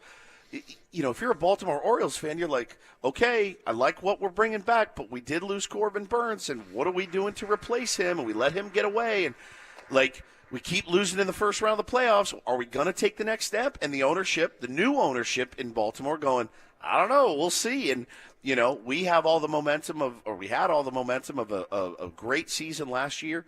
Yeah, man, you wanted to come out guns blazing in the offseason and figure out a way to add pieces, and it just didn't happen. And I don't know how to react to that other than I'm just disappointed. Yeah, they gave out some grades for the offseason on ESPN.com over the weekend. Not going to shock you, the Padres got an F so far. Yeah. I mean, again, they haven't signed anyone to a major league contract. It's been minor league deals. But what might shock you is that almost a third of baseball got essentially failing grades, like D's or worse. Which is that's a this problem offseason. in and of itself. Yeah. And you talked earlier about the A's being forced to overspend on players like Leclerc and like Severino. And again, the A's are excited about their season because guys like Brent Rooker, who got a raise in ARB. He's like, dude, now we finally have some guys we think we can compete with. Why not us to go out and win the AL West? Why not us? They got a great manager in Mark Kotsay, but they're being forced to spend money. There's not that inherent need from 30 teams that says, we absolutely have to improve. We have to improve. The Rockies. I mean, if you're a Rockies fan right now, why bother? Why bother? At least we have some players we enjoy seeing on a nightly basis. If you're the Rockies, you're like, what are we doing? But a lot of Padre fans are feeling, Ben, it could be a friggin' race, between Colorado and San Diego. And I don't think that's going to happen. I don't want that to happen. You said you weren't surprised by Roki Sasaki. No. Tanner Scott did kind of get you. That got me. I wasn't that surprised by Tanner Scott. I knew the Dodgers were targeting him and could afford him and would be a great addition to their bullpen. It's been suggested that the Dodgers are now done, that was the final piece to their puzzle. I don't know that I can trust that. Speak of the devil. What? Now what? I swear to God, this just came down. The Los Angeles Dodgers, who already have folks screaming about this is from Bob Nightingale, who already have folks screaming about their payroll, have reached a tentative agreement with free agent closer Kirby Yates, old friend alert, pending a physical. You got to be kidding me. The deal comes on the heels of signing Tanner Scott to a 4-year, $72 million contract. Huh, interesting, because I was just going to suggest that I don't know if the Dodgers are really done. There are still other names on the market that might interest them, like Kirby Yates. I mean, who knows? Maybe they take a run at Ha-Sung Kim or Steele Jurickson Profar at this point. Or Kenley Jansen talked about, hey, I'd love to go back to the Dodgers. He's still a free agent. Maybe they'll continue to to make moves. Kike Hernandez desperately wants to be like, look, again, there's got a lot of guys that want to play there. It's unbelievable.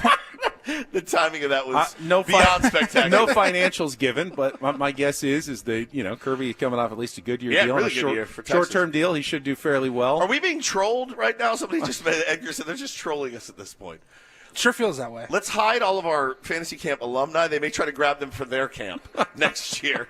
Trevor Hoffman's out here. I know nobody likes the big brother, little brother analogy, but is this not the most big brother, little brother thing? Oh, you want that? Nope. Now I want it. Yeah, we'll take it. I'm going to take it. It's very Are you kidding me? It's very Bowen Taylor, dude. It very much is. Apparently they were worried because Michael Kopech might miss the first month of the season, so they just needed someone for a month. So let's just get Kirby Yates, the best remaining reliever on the market, as a temporary fill-in for Michael Kopech. Come on, man. This is unreal. That is too good. That's too good. I guess I'd tip my hat to the elite trolling. They like listening to our show and signing guys in response to what we're saying, segment by segment. Oh, that's so good. That's so good. Oh, man, that's amazing. Sorry, Jackson. Somebody took your locker. I wouldn't go in there if I were you. Yeah. Start a riot. I wouldn't walk in there at this moment.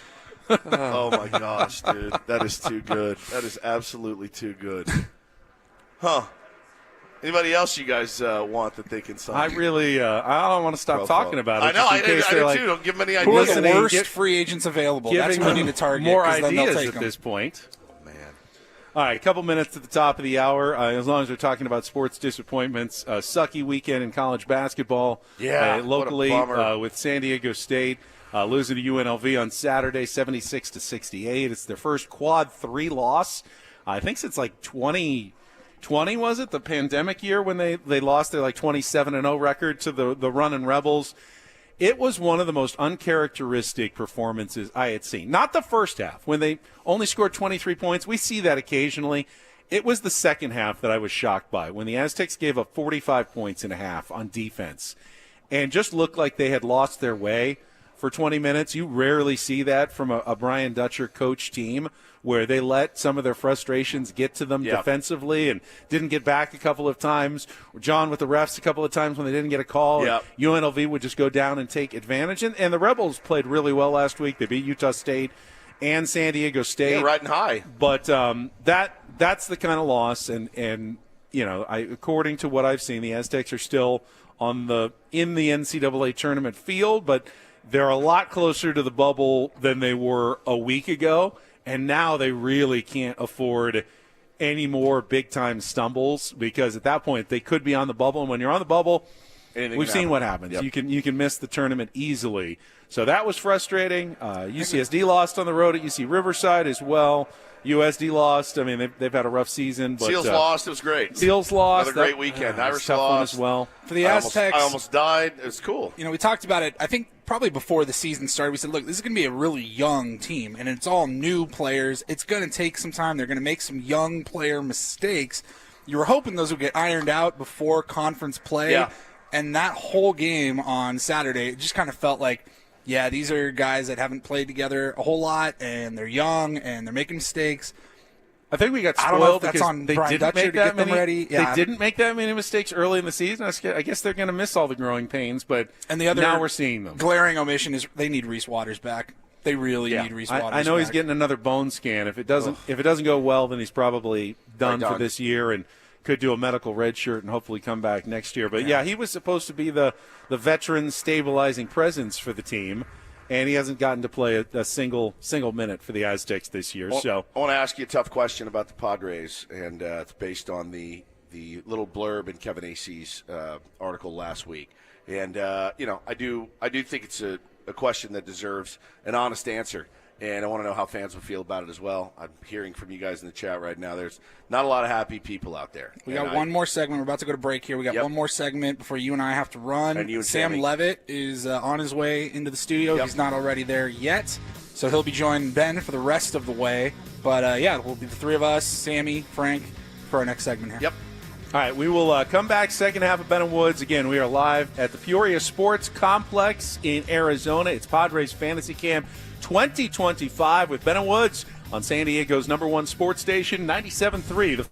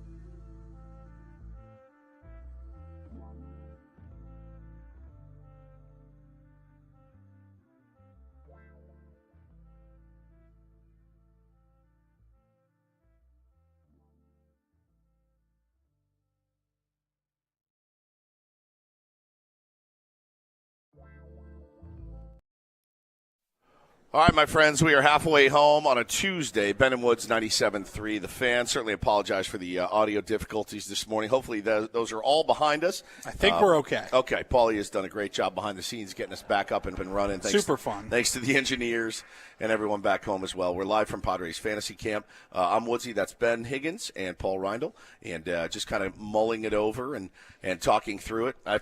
Get the feeling we're going to be doing a lot of talking through it this year. But listen, the offseason's not over yet. People are hungry for a big league move. And if you're the Padres right now, you got to do it. You got to do something. You got to get Michael King extended. You got to do something. You are in desperate need. And I mean desperate need. Not only of a PR move, you're in desperate need of a baseball move. And coincidentally, those two things happen to go hand in hand. How great is that? You can improve your roster while also making your fan base feel a little bit better. And it's not like it's not like you're adding anything superfluous. You've got holes, they need to be filled. And it's also, people will be a little bit happier than they are today. And they are not happy today, and I don't blame them. But can you do it while keeping your luxury tax number in check? Right. That's the issue right now, because the Padres remain, from all reports, kind of slightly on the wrong side of the luxury tax, which means instead of adding payroll, technically they need to subtract payroll before the start of the season to get to that number. Now, ultimately, as they have pointed out, and you've seen the reporting, the Padres payroll will go up from last year in real dollars.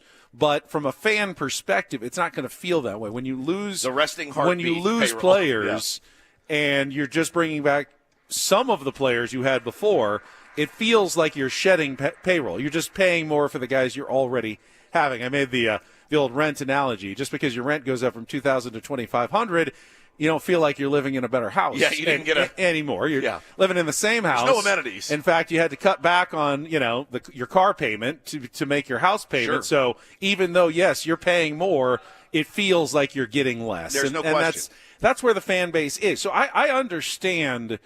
I understand when the Padres are making that argument. Like our payroll is still fourth in the National League. It is. We're right at the luxury tax level. It is. We're not even really able to afford that. I understand all of that. But you did realize when you were making all these commitments and spending in those years and enjoying the benefits of, the fans getting excited and buying all the tickets. You hoped that they would fill Petco Park. And they did. And they did. Yeah, like you said. You said last night on the stream, they can't make any more money. They can't could you sell a few more jerseys? But it's negligible. You can't add more seats to Petco Park. They're selling out. So you had to realize that the reckoning would be coming and that fans might not understand the intricacies of baseball finances. Yeah. They'll only see players that they love no longer on the team. Yeah. And, additions that you need to make to stay competitive that you can't with other teams that you're not able to make. Yeah. And that's just the reality right now. It doesn't make you a bad fan where you feel like, oh, why am I upset that the Padres they still have a good payroll? I should not be upset. No. Fans aren't wired that way, and they shouldn't have to be Neither wired are radio that hosts way. sometimes. They are, sometimes they're not. But that's kind of where we're sitting here. So I do wonder whether the Padres are going to feel like we got to bite the bullet at some point. The bullet needs to be bitten, I think, at this point. Just to change a little bit of the narrative and how everybody's feeling and make some sort of, positive, forward-looking move here, no doubt, for the 2025 roster. Well, Kevin Acee, it's kind of – I don't want to say it's buried. He didn't hide it, but it's kind of in the middle of his piece there. Ben, read the quote from his article. I believe it came out last Friday. Yeah, it was the aftermath of the Roki Sasaki situation, and he wrote that according to people in the organization and others who have dealt with the Padres, the team has at least entertained the idea of trading any number of stars to get payroll down and acquire more affordable talent. And it begs the question, and again, we've gone back and forth on it. And I can remember a time in covering the team with you guys since we've been on the show that we've had those discussions of, well, are we willing to bite the bullet as fans for a year or two, right? But they didn't. They went in a different direction. Should we be doing X, Y, and Z to get us to the promised land 3 years from now? And obviously, there's no guarantee of that. There's no guarantee if you trade some of your stars, as they mentioned there, and I don't know who those stars are. I've got a pretty good idea who they are, and it would probably be a Dylan Cease, a Luis Ariz, or Michael King. I mean, they would never entertain the idea of trading a Fernando Tatis, right? Like that couldn't happen. I don't read it that way. I mean, I think you have to entertain you have positions that you need help at. Yeah. Outfield, pitching, designated hitting. If you could trade a Luis Ariz and pick up an everyday starting outfielder and another starting pitcher, I think you'd have to do that. Is someone giving you that? I just don't Luis know Ariz? that. Yeah, Right. and that's why I don't think we've seen that move. I don't think the Padres are looking to trade star players for like AA prospects, and rebuild for the future. This is not a tear down rebuild. They're looking, at least asking, to see if there is any interest in some of their star players to bring back guys that will help them become a more complete team this year. Well, you're taking from Peter to pay Paul in this situation, but that may be Congratulations on your payment, yes, Paul. Congratulations, Paul. Yeah. Sorry, we're taking from Peter. But if that makes you a better team in 2025, then absolutely you have to consider doing that. Sure. And it may hurt to lose a Luis Ariz or a Dylan Cease, but if you get two good players, that may be worth more to you in the short term than 1 year of Dylan Cease. It's tough, man. It's tough. I'm a big ride the wave guy. So I want to just keep riding the momentum and the good vibes from last year, obviously. And it was when it was a blast, and Petco was rocking, because here's what's going to happen. And I don't blame Padres fans for this, but the attention, especially in conjunction with what's happening in the division. Let's not, prop the Dodgers up any more than they already are. But what's happened in the division alone, what's going to happen is people are going to become apathetic to your baseball team if you're not winning and you're not looking to improve the team.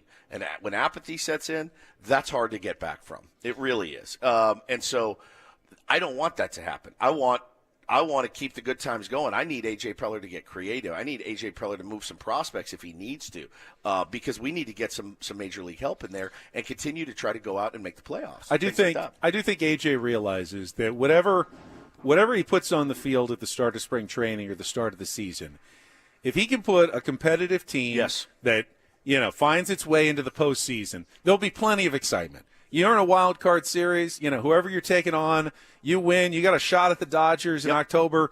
I don't care how many games the Dodgers win. 120-win Dodgers. Resets to 0. 85-win Padres.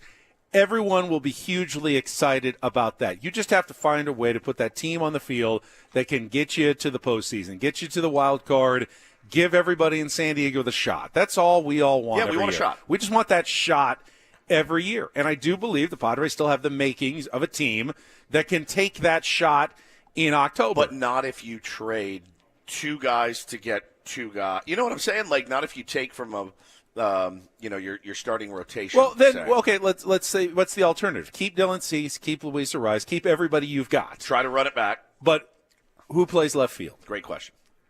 Who's your fifth starter? Great question. Who's your designated hitter? Who's your catcher? We can't. Yep. Who's your catcher? We can't necessarily add more to the payroll to sign those guys. So then you are really just throwing but I was told by stuff at the wall and hoping that it sticks. But I've been told by national media and all over that we just need to figure out a way to pay them, because that's what you're supposed to do. That's the easy solution. Everybody, Buster Olney's telling me, Jeff Paston's telling me, Trevor Plouffe is telling me, Ken Rosenthal's telling me, guys, just go spend more money. So if we don't have the money to spend, how are we supposed to figure it out and just go spend more money? I do think those guys are directing those comments more toward the Pirates and Reds of the world and a Padres team that's already at the luxury tax level. But I don't worry about the Pirates or the Reds. I know you're not. They should spend money. Baltimore should spend money. Minnesota should be spending money. These are teams with good players. How am I to, quote unquote, figure it out? The quote was, find a way to freaking keep up. That's what we're being told to do. That's what Padres ownership is being told to do. I think you can infer from the Padres offseason, though, that we know that Dylan Cease and Luis Urias have been the subject of trade talks. Yeah. If the Padres simply wanted to move the salary, yes, there are plenty of teams out there that can afford 1 year of Dylan Cease or Luis Urias who would happily add them for a couple of prospects. Happily. Padres, I'm sure, have turned down plenty of offers because that's not what they're looking for. Now, there may not be the right deal out there at the moment, but that can always change. You know, a team loses a starting pitcher in spring training. Yeah. All of a sudden, that changes the equation, and they may have to give up a little more than they were willing to a couple of months ago to make things work for this year. And maybe that's when AJ strikes. He's waiting for the right moment and the right deal and being patient and not just running and saying, oh, I got to shed some salary, so I got to make the move. You don't want him to make that move right now. You want him to wait until he's in the best possible position to acquire something that actually can help the Padres win games in 2025. Yeah, no question. That moment may not come. You know what I'm saying? It just may not come to where you get the deal that you feel that you need to, and then you go into opening day, and maybe Campy's behind the dish, and Sullivan's his backup, and Mike Brousseau's in left, and you roll for a while and then see what you have to do. I don't think fans are going to be happy about it, and again, I don't blame them, especially when Jurickson's sitting out there right now. And man, we're all there. Seems like some more action's picking up in Major League Baseball. I'm sure Jurickson's agent is answering phone calls as we speak. But yeah, it's a really tough situation. I'm sympathetic to all of it. I really am sympathetic to all sides of this, but, I keep being told, hey, it's no problem. Just go out and spend more money. Fine. Then that's what we should do. We should just find a way to, quote, freaking figure it out and keep up. The problem with keep up is you can't keep up. How are any teams, like the Mets and the Yankees, are having a hard time keeping up with the Dodgers? It's very difficult. How the hell are the Padres, the Pirates, the Reds, the Twins, the White Sox?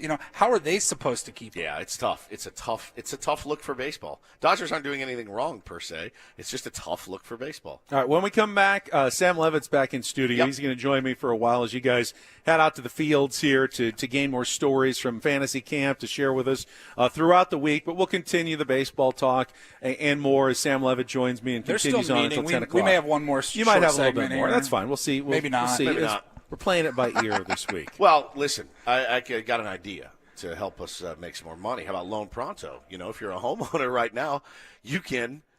You don't want to go through another year with all that high interest debt. Let Loan Pronto wipe it all out right now. Their rapid equity loan makes it easy to pay off all your credit cards or tackle the 2025 home improvement project. Get cash in your pocket fast. No appraisals, no paperwork, no waiting. Loan Pronto's AI-driven technology gets you approved and is funded in as little as 1 day. One client got $150,000 approved in under 24 hours, paid off their credit cards, 2 cars, personal loan, saving over $1,500 a month. So imagine being credit card debt-free by this time next week. Don't wait. Call Loan Pronto now at 619-207-4336 or go to loanpronto.com. Free rate quote now, no hard credit pull, 619-207-4336 or loanpronto.com. Equal housing lender, NMLS 1661781, subject to lender approval, NMLSconsumeraccess.org.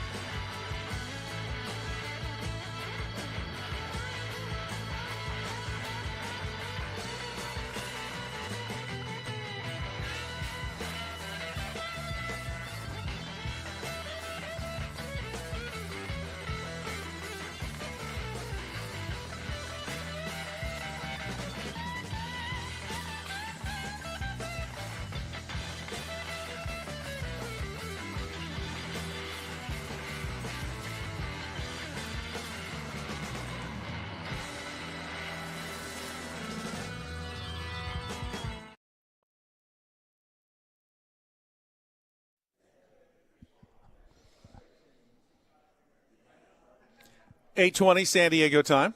97.3 The Fan. 9:20 here in Arizona at Padres Fantasy Camp. Woods has left. Paulie's here for another minute or two as you get ready to head out. What's on the schedule today? Do you have two more games today? Two more. Doubleheaders every day, my friend. Crazy. We used to have one maybe at the end of the week. We've got two a day, and the body feels as such.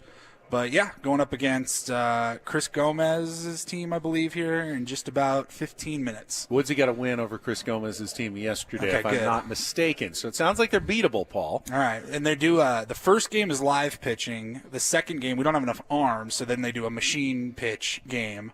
So we'll see how it goes. Yeah, you know what? Not having enough arms is a problem that goes all the way to the top level, actually, not just fantasy camp. It's always trouble to find enough arms for a Major League Baseball season, even a week of fantasy camp. But to help me out, rest of the show, let's go back to our Odyssey studios in San Diego, where I am joined right now. There's the handsome devil. By Sam Levitt, who is sitting there where we're normally sitting. Good morning, Sammy. How's everything back in San Diego? I know we got some fires and everything. We got Italian Paul running the show back there as well. Good morning, gentlemen. Oh, we are good. Yes, some brush fires yesterday. I heard of one this morning. I'm not sure where that is, but beautiful day here in San Diego, and certainly sounds like you guys are having an excellent time at Fantasy Camp. We are. You spend way more time in Arizona than the three of us combined. Yes. Last couple of years, you're out here every day for spring training. But I must say, Sam, if you get the opportunity to come out for a fantasy camp week, take it. It's a totally different experience. Getting to be inside as opposed to outside and having access to the clubhouse and the training rooms and the meal, the cafeteria. I haven't even taken advantage of any of it because I get so uncomfortable. Like they say, no, you can go these places where normally are completely off limits during spring training when you're going to be here like in a month. Yeah, look, I love that facility, but you're right. I don't see every single corner of that facility because, there are obviously areas that are off limits and are only for the players. But, I'm looking forward to getting out there in 3 weeks, which is hard to believe, and we'll get it rolling with spring training. But yeah, I mean, look, at some point, maybe next year, maybe a year after that, I would love to do fantasy camp. I would love to get out there, and maybe we'll work that into one of the years to come. Maybe next year I'll take the trip with you guys, something like that. Well, Sammy, why don't we start here? What was your reaction on Friday when the news came down that Roki picked the Dodgers after this entire process, the weeks of where will he land? When you got the news on Instagram or wherever you saw it first, just kind of give me your emotional gut reaction. Yeah, I mean, look, I was, obviously I heard the rumblings in the morning when you guys were on Friday morning. And then, I had a period of maybe you want to call it denial because none of the usual newsbreakers had come out with it yet. And you thought to yourself, all right, maybe there's a chance that the Padres are doing something where they're signing some of these other international signees and are going to find a way to get Roki. And then I was on the air with Tony on Friday afternoon when the news officially broke. Look, I think in retrospect, I'm not all that surprised that he ended up with the Dodgers. That's what a lot of people thought would happen. Well, look, whether you want to believe it or not, that's what a lot of Major League Baseball executives seem to think, that would happen for a long time, that was kind of set up from way back when. I think my gut reaction at the time was obviously it's really disappointing. I don't know how much it really affects this team's potential in 2025, but when you want to talk about just having a franchise cornerstone ace-type pitcher that would be under control for a long time, and especially early on, would be at such a manageable price, it's a gut punch.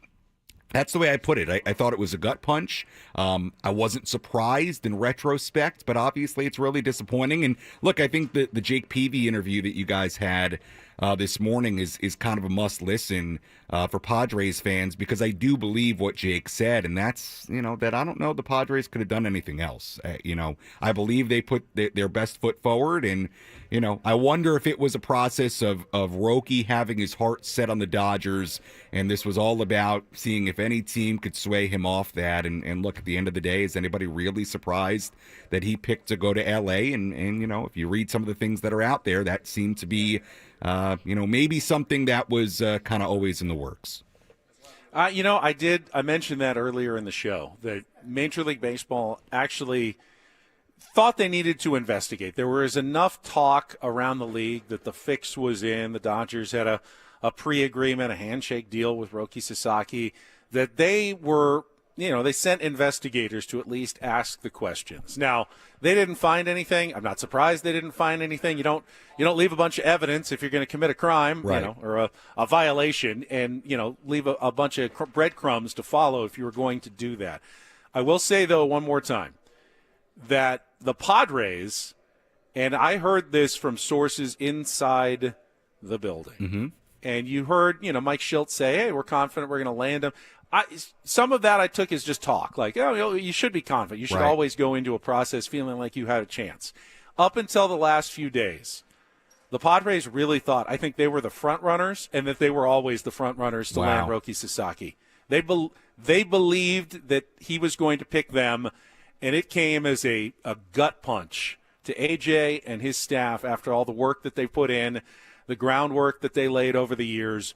They felt like Roki Sasaki was going to be a San Diego Padre, and when it didn't happen, it definitely hurt a lot in this building, at Petco Park back there as well. That was one that they really thought they had a good chance of getting. Yeah, I believe it. I really do. I don't know that the Padres could have done anything differently. Obviously, the reporting came out after the fact that they were willing to max out their bonus pool money, which I'm sure was true, because, look, at the end of the day, you're talking about a few $1 million, right, to go get a guy that caliber.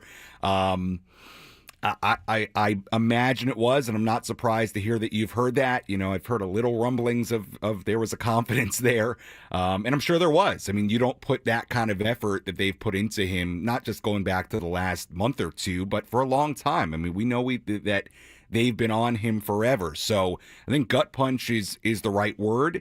I think now it's about, okay, what do you do moving forward? How do you pivot?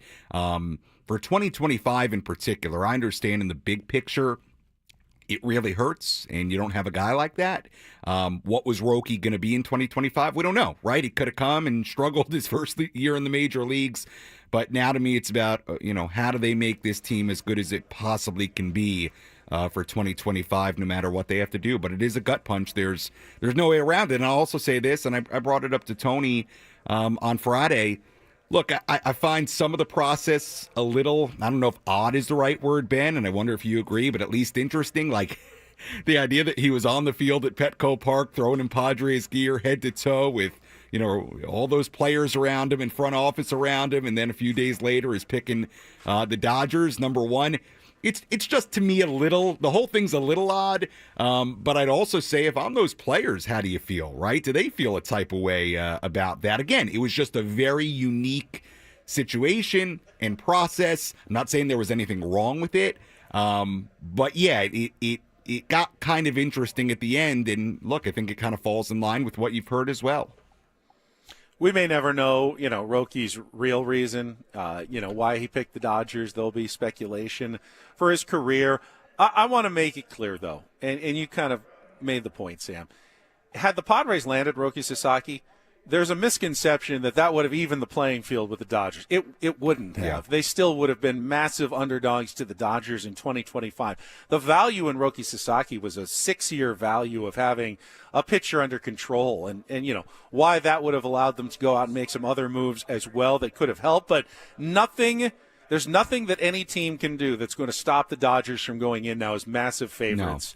No. Nothing the Padres, the Mets, the Yankees, the Braves, nothing anybody can do. The Dodgers have established themselves as massive favorites this year, and that was not going to change, and it will not change before the start of the season. And I once again believe that's not great for baseball. Jake said, he loves, a great villain. The bigger they are, the harder they fall.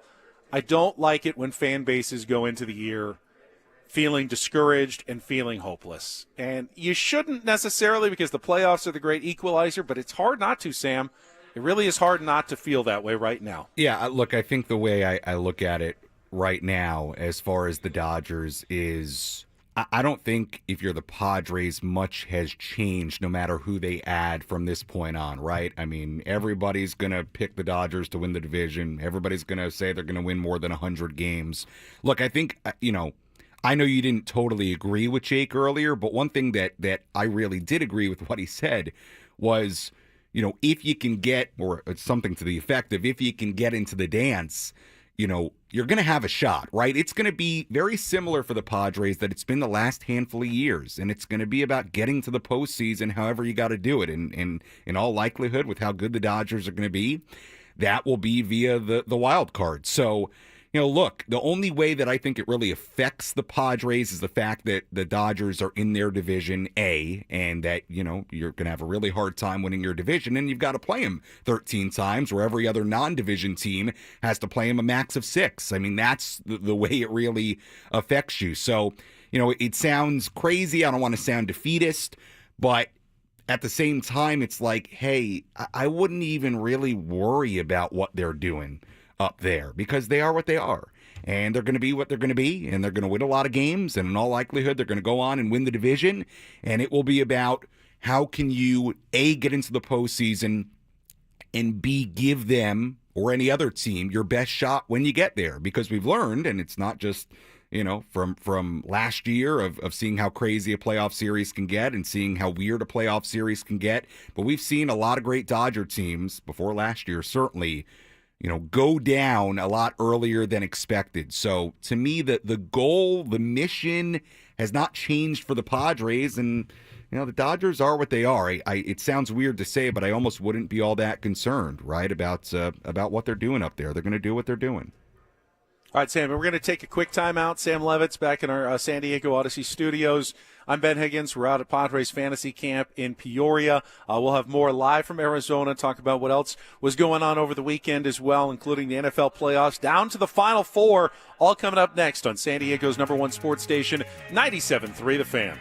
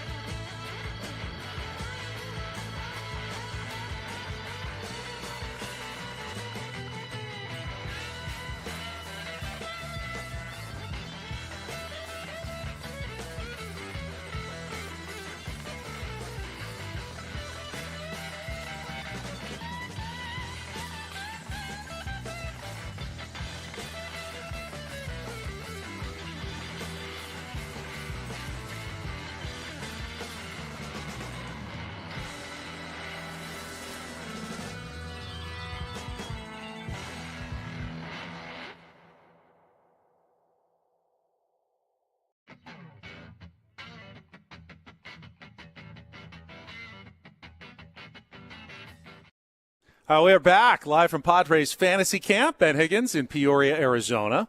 Paulie and Woods are out on the field. They got their first game of the doubleheader today. We'll be out here through Friday, though, talking with more of the Fantasy Camp counselors. Talked to Jake Peavy this morning. Andy Ashby stopped by. Chris Gomez, who I had never actually had a chance to sit down and talk to. Very cool to get to know the shortstop from the 1996 and 1998 San Diego Padres as well. I'm joined back in our Odyssey studios by Sam Levitt and Italian Paul, Frank Marchese, who both looking good on our YouTube stream. Good morning again to you guys. You catch either of those, any of those interviews early this morning, Sammy?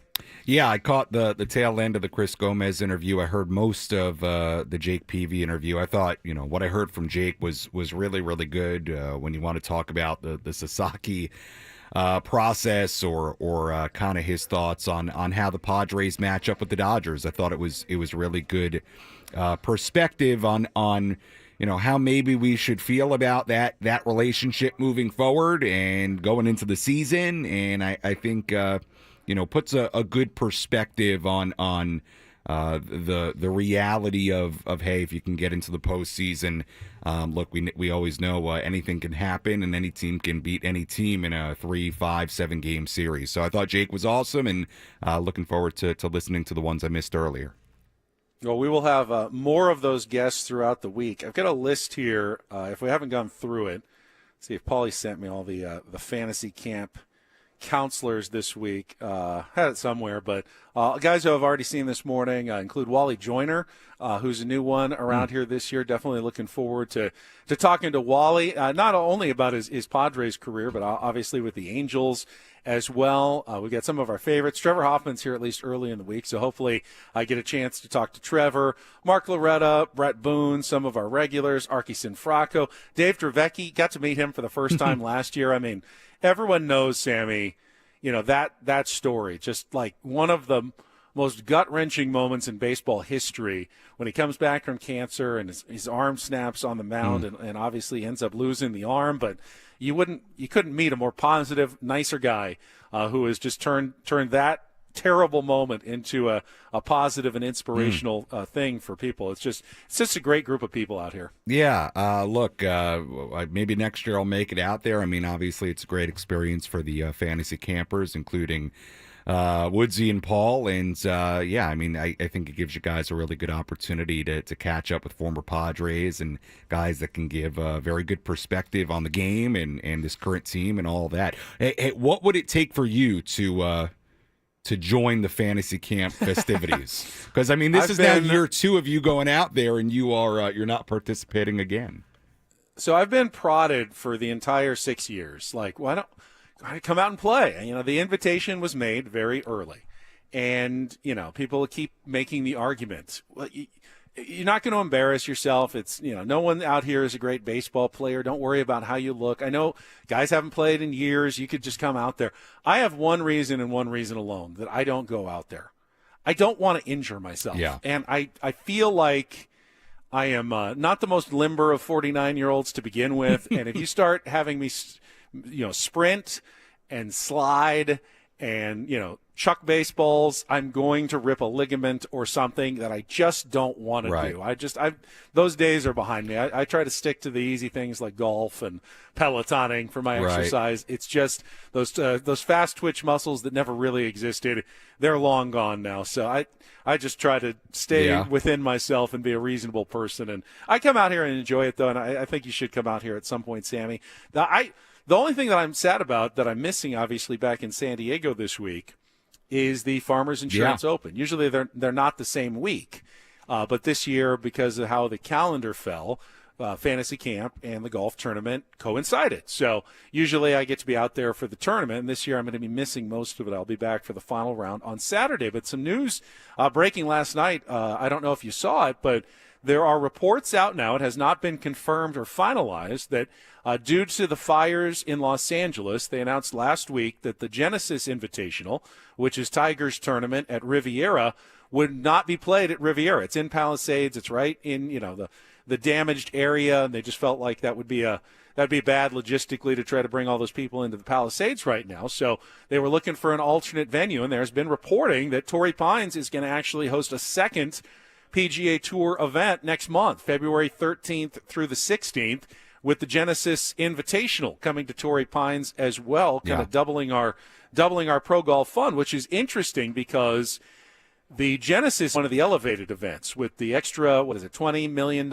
in prize money, gets all the top players, many of whom are not going to be at the Farmers Insurance Open this week, including Xander Schauffele, who is pulled out of the tournament with an injury. Scotty Scheffler's not playing. He is also hurt. But you would likely see, if they do come to Torrey Pines next month, likely see all of those top players on the PGA Tour playing at Torrey Pines, which is a very interesting thing. I don't know how much golf you're into, Sammy, but I found that story to be fascinating. Well, I don't know if you know this. I've never played a round of golf in my life, so I'm not the biggest golf guy, although I did go to my first golf tournament ever, and that was a couple of years ago at this Farmers Insurance Open at Torrey Pines. I got to see Torrey Pines for the first time, which was awesome and beautiful, and I'd never been to a tournament, so it was kind of fascinating to watch these guys play up close. I went on the Thursday, I think it was, so it wasn't very crowded either. But that's great. Look, anytime we can get, obviously it's under unfortunate circumstances, but look, I suppose the next best thing to the normal situation in LA would be getting it down here in San Diego, and obviously would give another good opportunity to Torrey Pines and for fans in Southern California to still be able to get down and see some of these players. So obviously unfortunate circumstances, but would be good to get it in Torrey Pines. I wonder if we'll get some official news. It's possible, at least in my mind, that they may not make it official until afterwards. I'd imagine the Farmers Insurance Open, and it would be the same people who are kind of running it, don't want everyone to think, well, I'll just wait for the next tournament. They want good crowds, and they want good atmosphere. And, the Farmers Insurance Open is always going to be a great party. It's so much fun to go out there and, hang out in the grandstands. And there are all kinds of, clubs and opportunities to hang out.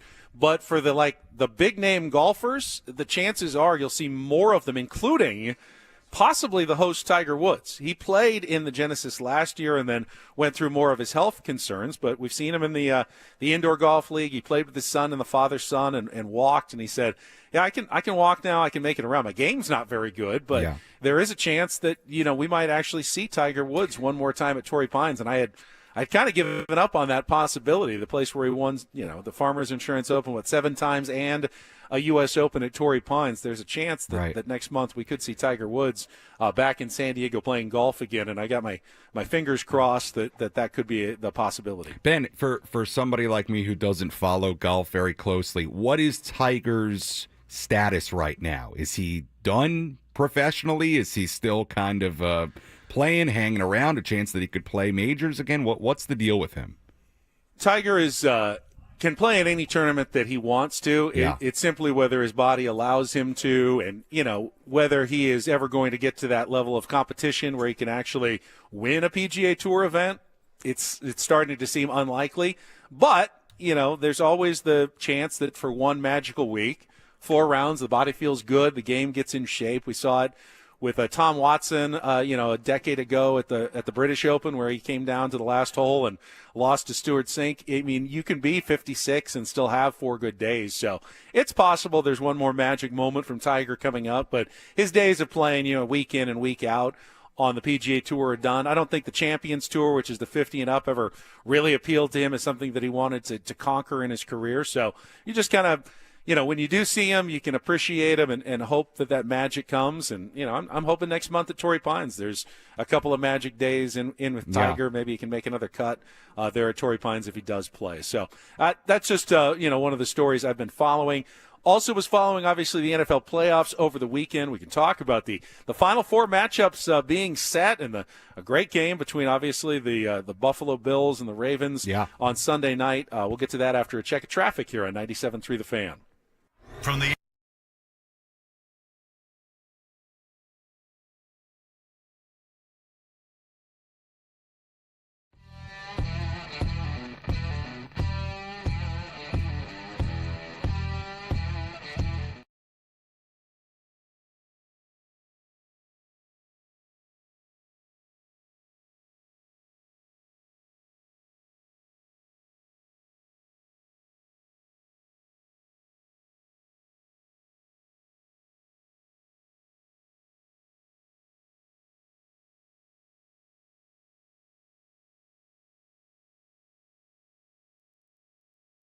Oh, some pretty good games on Saturday and Sunday in the divisional round of the NFL playoffs, and we are now set. Conference Championship Sunday this week.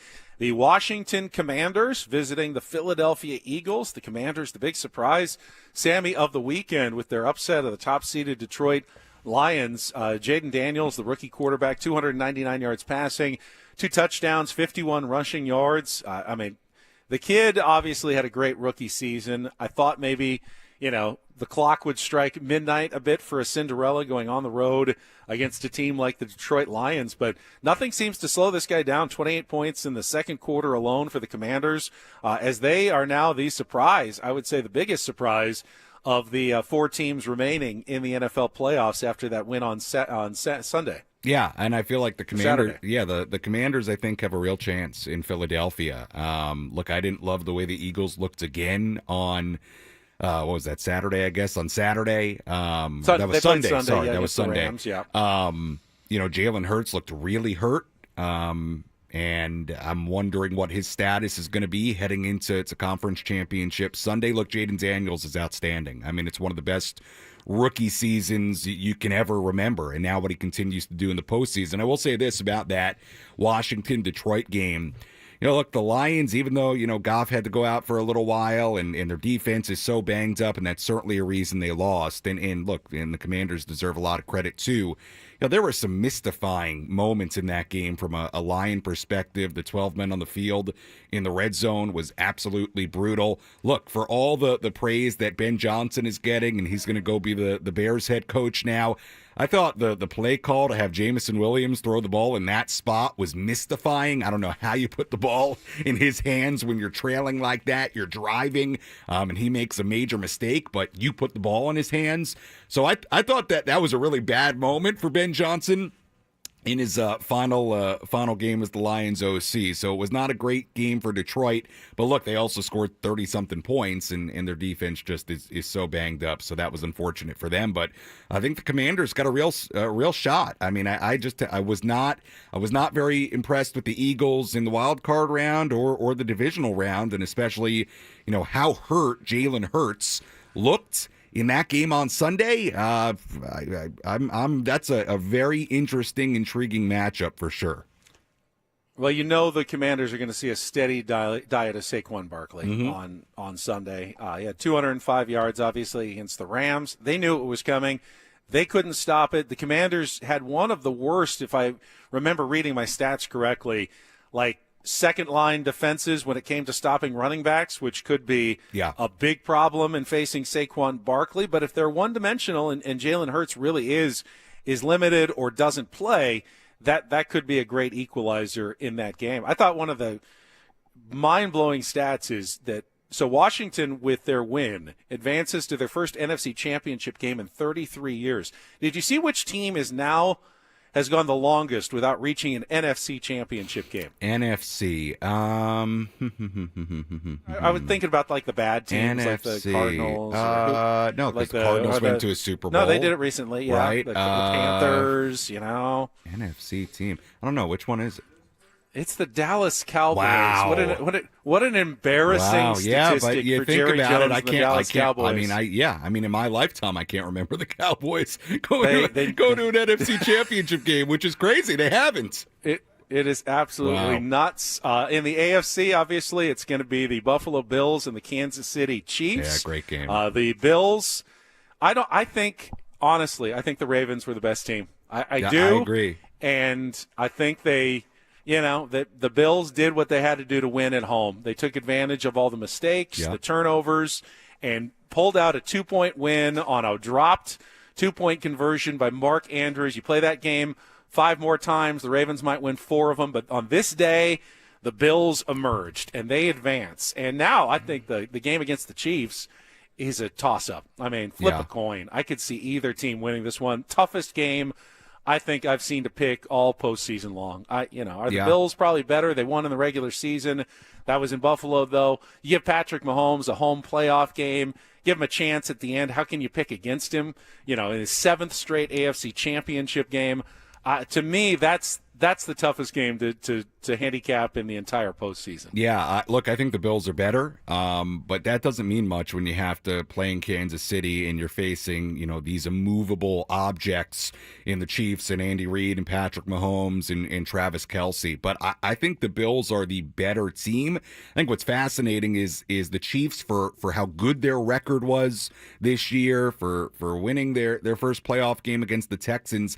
It just feels like they haven't been all that impressive all year, right? A lot of close wins. Their offense really never got it into gear in a big-time way, but here they are again, one win from the Super Bowl. So, look, this feels like another tremendous opportunity for Buffalo, right? And another marquee moment potentially for Josh Allen. The Chiefs are now 2 wins away from the least impressive 18-2 win season and third straight Super Bowl title in NFL history, and I'm sure that they don't mind at all that it wasn't that impressive. All right, we're going to take a timeout. We'll come back. 1 hour remaining. I got to get the TikTok stars' reaction to what happened to TikTok over the weekend when we come back. It was a rough Next 13 year hours. 97.3 The Fan. Hey, it's Crisello from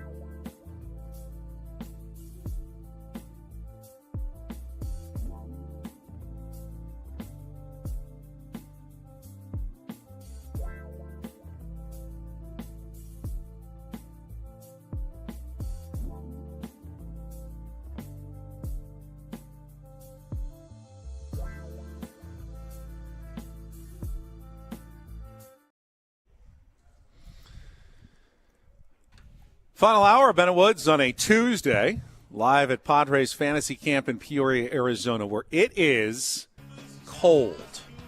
I mean, yes, you expect it to be cold in the mornings, but it's now, 10 o'clock here in Arizona, and it's still very icy. In fact, Terry Kennedy, one of the skippers, just came in from the field having to add layers because it was so cold out there.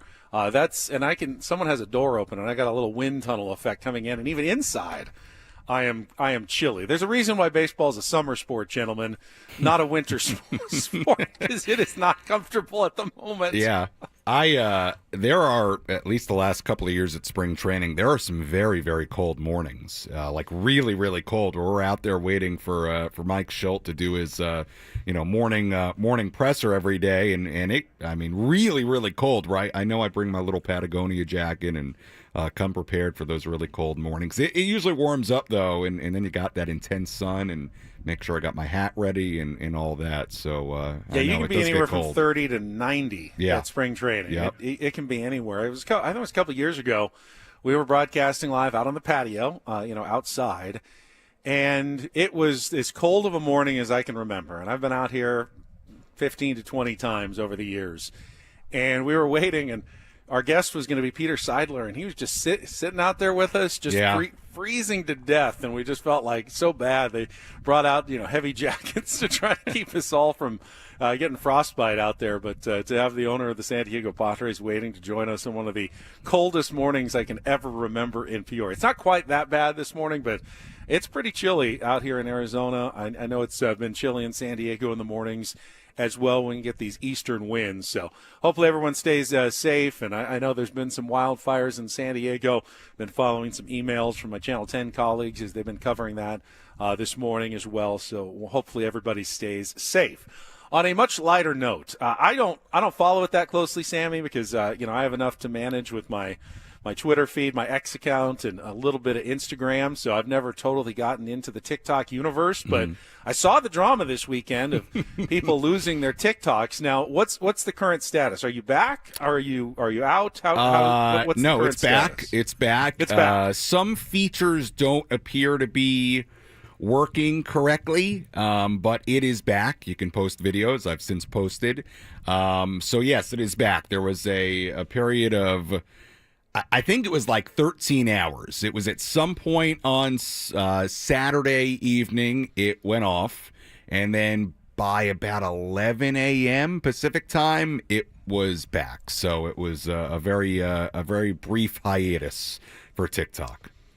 So follow me here. Yes. And I get it. We live in a free country, and you should be allowed to do what you want to do when you want to do it on social media. Is it possible that we could all be healthier if perhaps like every week, like social media just went out for like a day or two? Like we just turn it off for a day or two every week for everybody. I think there's a real argument that we might all be better off without all of it. I've seen the idea thrown out there before. What if these things like they closed up shop for the day, right? It's like you go to Home Depot. Hey, at 8 p.m. it closes. Hey, TikTok, Instagram, Twitter, 8 p.m., 9 p.m. it's closed, and we reopen. We reopen at 8 a.m. Not the craziest idea. We might all be better off for it. Maybe we'd just have I don't know. But anyway, it's so funny to think. But yeah, I mean, what if it was like a normal business? Has to be 24/7, but it doesn't. I mean, businesses open and close. They post their hours, and then it's closed, and you got to wait. Maybe it's on Sundays it's off, or maybe it's one of those places that's closed on Mondays. There's just no TikTok on Mondays and no Twitter on Tuesdays, and they each get their day off or something. But I saw the collective freak out from especially the slightly younger generation that has been so associated with TikTok over the years for losing it for a little bit of time, and I wanted to see how you were coping with it over the weekend. I did just fine without it, and got it back and back to posting and my TikTok ridiculousness. So, anyway, it's back, and we'll see what happens from here. I also wanted to send a sincere thank you to everyone who sent me their wishes and love and prayers, all the tier ones yesterday. I posted it on my X account, but I was driving over from San Diego, and I got to Yuma, and I stopped for lunch, and I got a call from my mom, and I knew my grandmother, who is 96 years old, hadn't been doing well, and she was up there with her, and she said it's probably getting to be about time, and it's very sad. I was very close with my grandmother growing up. I spent a lot of time with her, especially in my early years.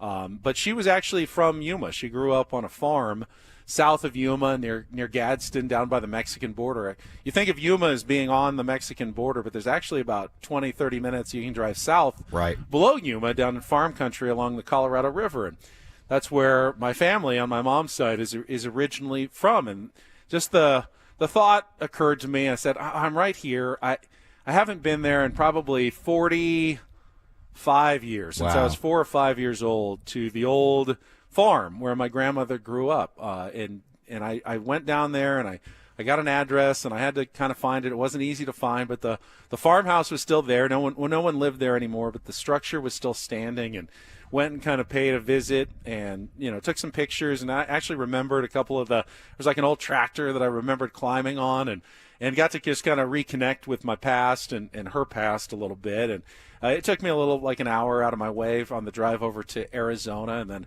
started back through Gila Bend, and got up to the 10 freeway. I was almost here in Peoria, and my mom called and told me that my grandmother had passed on. And I felt so lucky to have been able to go yesterday and visit the area where she grew up. First couple of decades of her life on that farm, before there was even like rural electricity back in the days. I can't even imagine how dark and quiet it must have been out there at night, with no other buildings for miles, just one little farmhouse, and then just fields and fields of flax and lettuce and whatever they grow down there in Yuma, and they're still growing it down there to this day. But I did a post about my grandma who moved to L.A. and met my grandfather, who was the famous orthopedic surgeon, Dr. Robert Curlin. He passed away when I was in college, but she's gone on for these last 27 years, on her own. Very strong woman, just very stylish, elegant, classy lady, but also funny, and was the best grandma you could ever imagine. Spoiled me completely with, breakfast in bed, and taking me to rent movies and go to miniature golf. And any time that I would come visit, I would love seeing my Omi, I called her. So she passed away yesterday, and I had so many tier ones who reached out and offered me their best wishes and just told me that they were thinking of me in this moment. And I just wanted to say thank you to everyone who said something to me last night.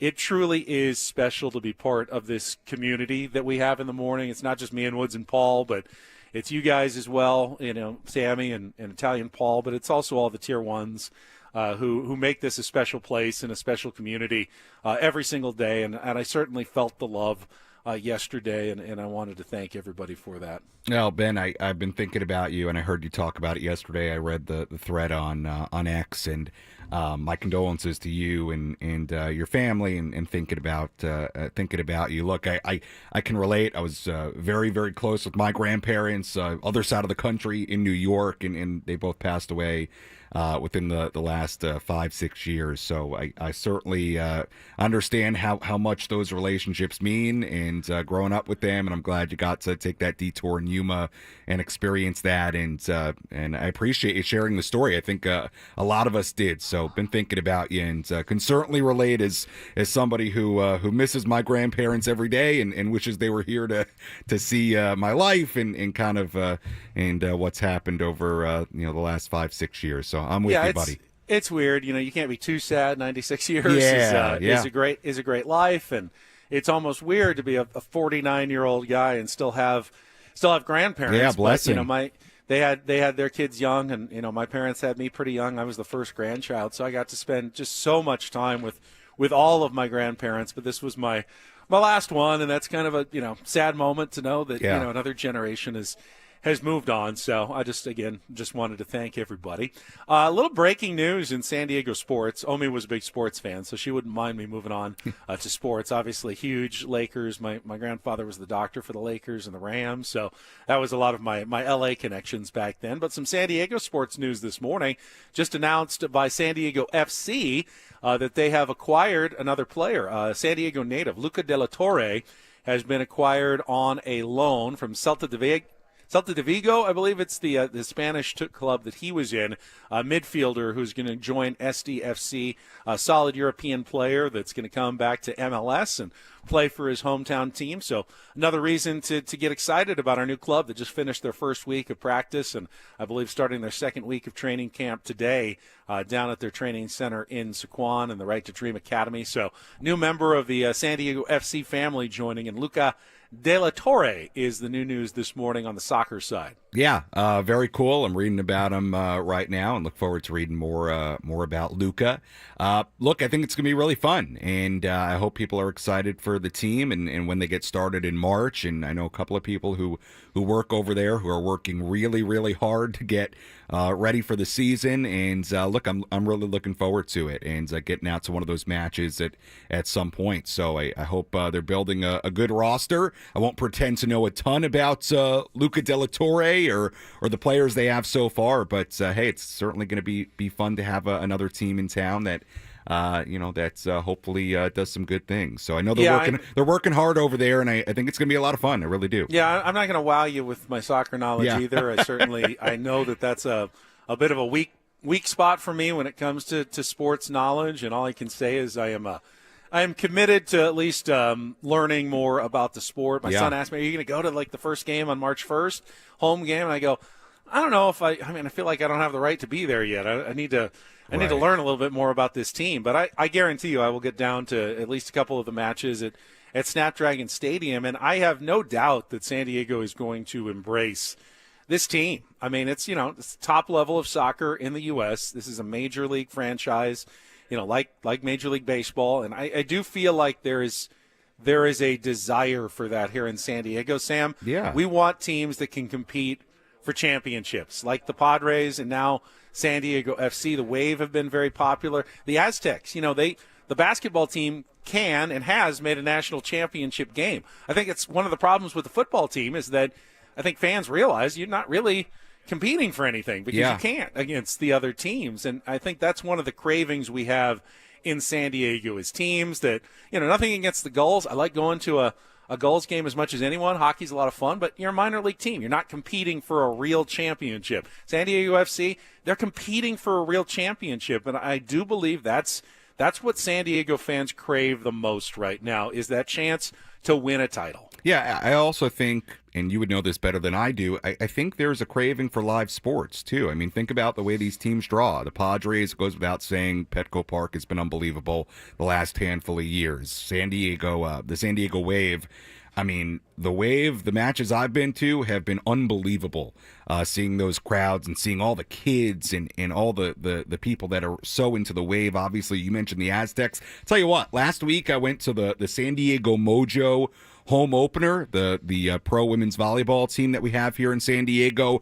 Really, really nice crowd. I thought it was awesome. I would encourage people to go out to their games at Viejas Arena. So to me, there's a real craving for live, competitive, good sports, no matter what the league is in this city right now. And the Padres are certainly proof in the pudding with what they've done. So I'm really looking forward to it. I think it's going to be a lot of fun to watch them, and I'm looking forward to following San Diego FC very soon.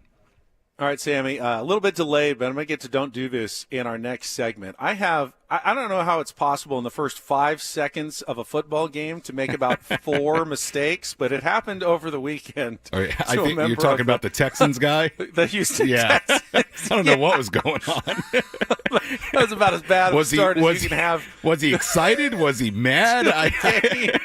We'll try to get into some of the details coming up next in Don't Do This. First, I want to tell you about SDFatLoss.com. My journey a couple of years ago when I lost 40 pounds in 60 days. you can as well. A new you in a new year. We all make these New Year's resolutions, but most of us need a little help staying on track. I know I did, and I got a tremendous amount of help from the great team and my counselor at sdfatloss.com. They taught me how to lose the weight, how to prepare my own foods, things that I like to eat, steak and chicken, vegetables that I liked. It made such a difference in sticking to the plan, and then after I lost the weight, in maintaining my weight loss. I had never been able to maintain before. I had become reliant on, bars and shakes and mixes that you weren't going to do for the rest of your life. It doesn't work. This did work. It worked for me. It can work for you as well. So make the call now and take advantage of the New Year's special from sdfatloss.com. You can get $200 off the program if you call before January 31st, or just go to sdfatloss.com to schedule your free consultation. Find out how you can lose up to a pound of fat per day, 10 to 20% of your body weight in just 60 days, increase your energy, sleep better, pain goes down. These are just some of the many benefits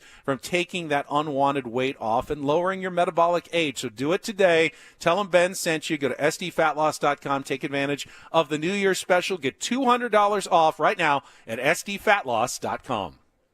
From the 855 Get Ross Traffic Center, protecting San Diego after accidents.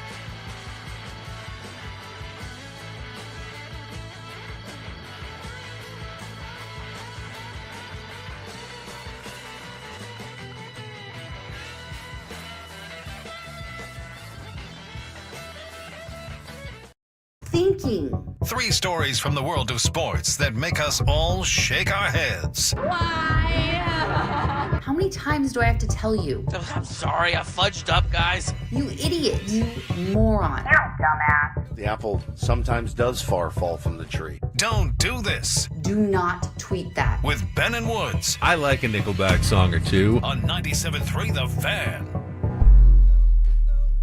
As the old expression goes, better late than never. It is time for Don't Do This. It is brought to you by Trust and Will. Don't leave your entire estate, house, kids, and life savings up to chance if and when you die. Do set up a trust or will online at trustandwill.com. It's a lot more affordable than you think. Visit trustandwill.com for more info. Ben Higgins with you in Arizona. Sam Levitt back in our Odyssey studios in San Diego. And we're going to be a little bit off the clock this week with the different guests that we have coming by. In fact, if you missed Jake Peavy earlier this morning, we're going to play that back coming up in our 9:35 segment. And then Sammy and I can react to some of the things Jake had to say about the Padres and the Dodgers moves that have been taking place this offseason. So we've got that coming up for you. First, though, I will kick us off today on Don't Do This, Sammy. It is hard to make as many mistakes in the first, 5 to 10 seconds of a football game than cornerback Chris Boyd did for the Houston Texans on Saturday against the Kansas City Chiefs. Chiefs are getting the ball on the opening kick. Boyd is on the coverage team. First of all, misses his chance to tackle the returner, Nico Remigio, early on at about the 20. Does do a nice job in recovering, sprints down the field, finally brings him down in Texans territory, and actually strips the football away. So this is where things get a little bit off the rails for Chris Boyd.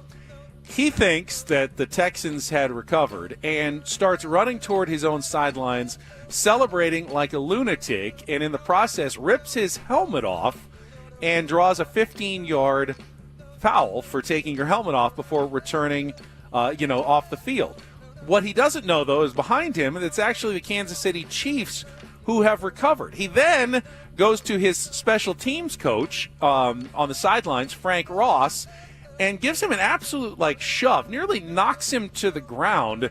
I don't know if it was in celebration or just in some sort of hysteria. Ross, of course, is really upset because he's just cost his team 15 yards, and the Chiefs are about to, basically punch it in on the opening drive of the game because they're already deep in territory.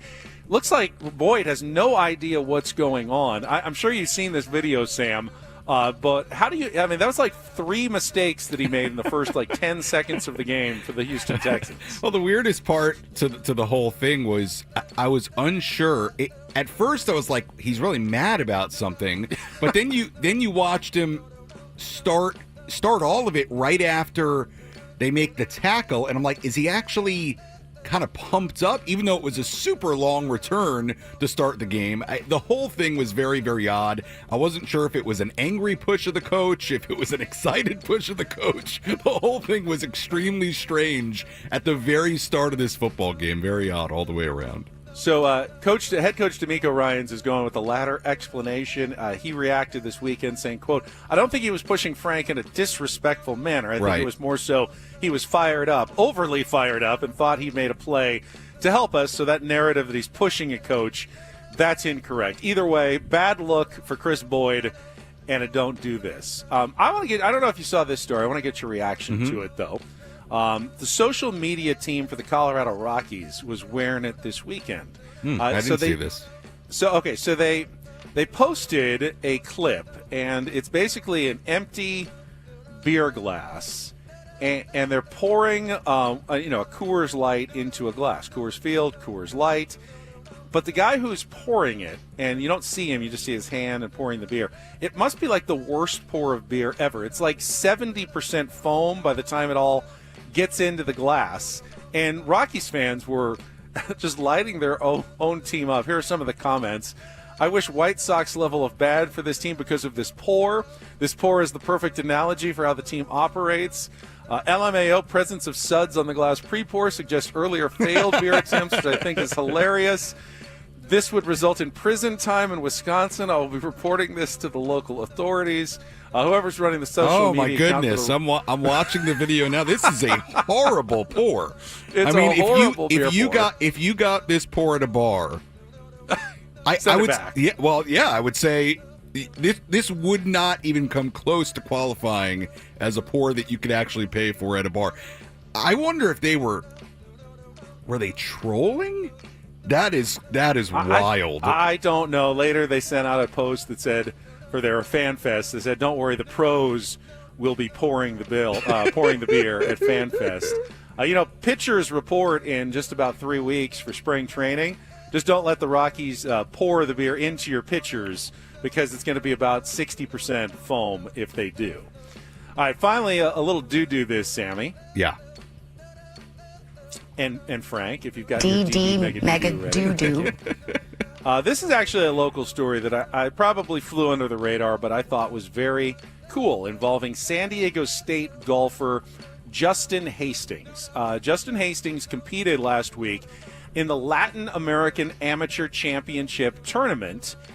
And not only did he compete in it, he won the whole thing. And what makes this so incredibly awesome is that with the win, Justin Hastings, an amateur golfer for the Aztecs, qualifies for the 2025 Masters, the 2025 U.S. Open, and the 2025 Open Championship. So he's going to get to play in 3 of golf's majors this year based on this one win alone. He wasn't like the favorite or anything. It was kind of a surprise. I mean, he's a good college golfer, but came out of nowhere to win this prestigious amateur championship tournament. And with it, he's going to get to experience some of the greatest golf in the world this year, and gives us a local rooting interest. If you want to pull for a San Diego State kid, going to get to participate in 3 of the majors this year. Isn't that awesome? Yeah, very, very cool. I'm reading about it right now. Like I said, I'm not the biggest golf guy in the world, but that is very cool for a San Diego State golfer to get to play in the Masters, U.S. Open.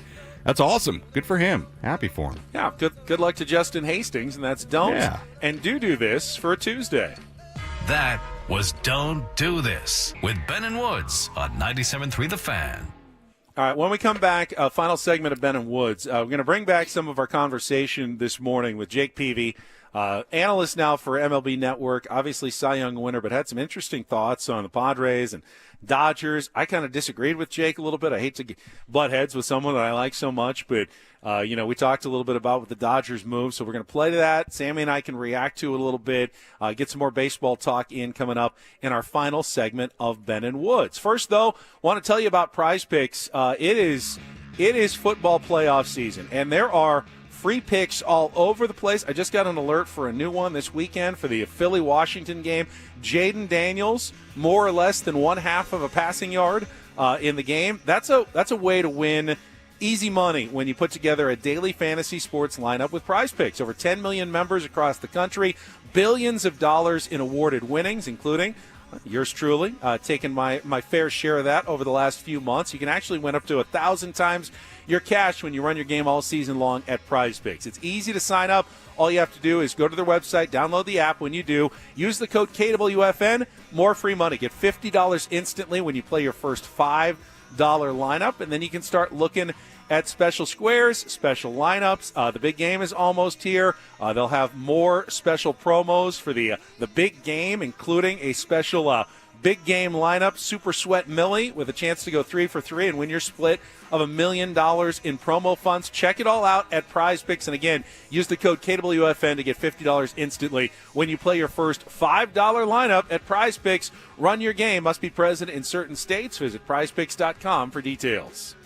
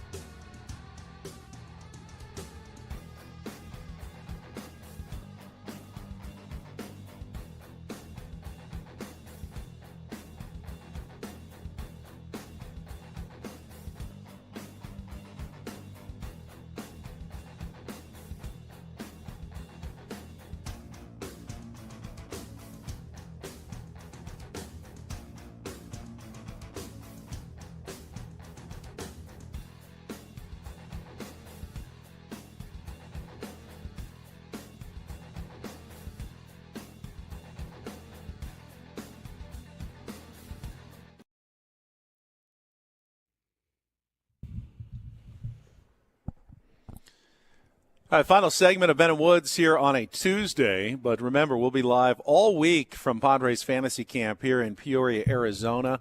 I think Sammy's going to sit in a little bit tomorrow as well. Is that correct, Sammy, when Woods and Paul are out on the playing fields, as they are at this moment? Yes. Today is also a big day in the baseball world. Coming up at 3 o'clock Pacific time, the National Baseball Hall of Fame and the Baseball Writers Association of America will announce the results of the 2025 Hall of Fame balloting, and we'll find out who is in and who is out. It's very, very hard to get into the Hall of Fame. There's one, I believe just one in the building right now. I saw Trevor Hoffman here. He is in the Hall of Fame. Jake Peavy, who we had earlier on, you know how many Hall of Fame votes he got his first and only year on the ballot? How many? None.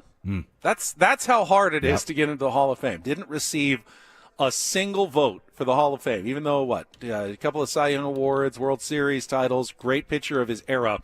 It's really tough to get in. Now, this year's ballot is headlined by Ichiro Suzuki, who is a slam dunk to get in. The only question is whether he will receive 100% of the vote. Only one player in history has ever gotten 100% of the vote. It was Mariano Rivera. Even Derek Jeter, someone left him off the ballot. Ken Griffey Jr. was left off 3 ballots, I believe.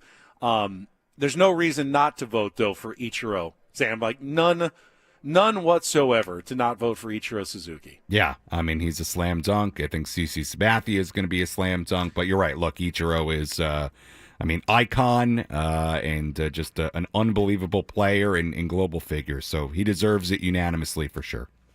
Yeah, you mentioned CC Sabathia. Some writers make their ballots public, and on those public ballots, he's getting 93.3% of the vote.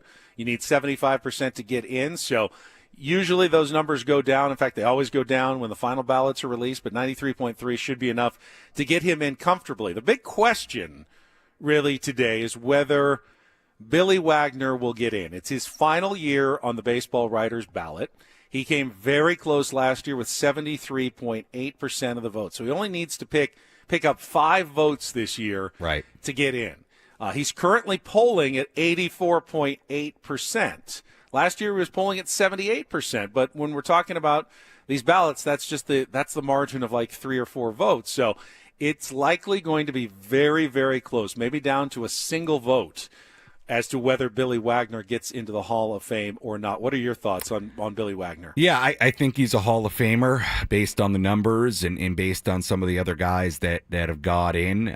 Look, I certainly hope he gets in. I mean, I've seen some of the interviews he's done, and it certainly means a lot to him. He's so close, and I think when you're that close, when you were 5 votes away the year before, to me, that indicates you're a Hall of Famer when you are that close. And I bet I would imagine he gets in. When you're that close, and you just need a handful more votes, I would think the writers are going to get him in. And I don't love the arguments against him. Not a great postseason pitcher, struggles there, But I think when I think of Hall of Famer, I generally, before I even look at the numbers, think in my head, does this guy feel like a Hall of Famer? And I think Billy Wagner fits that bill, and I would imagine he was so close last year. I hope he gets in, because if he doesn't, I'm sure that would be very devastating to get so close and not get in.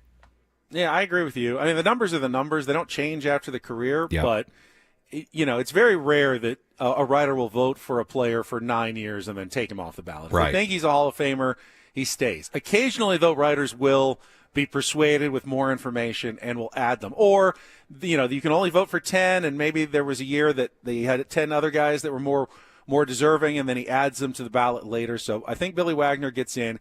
The other two who are close are Andrew Jones and Carlos Beltran. Beltran's actually polling above the 75%, but only a little bit at 80.6.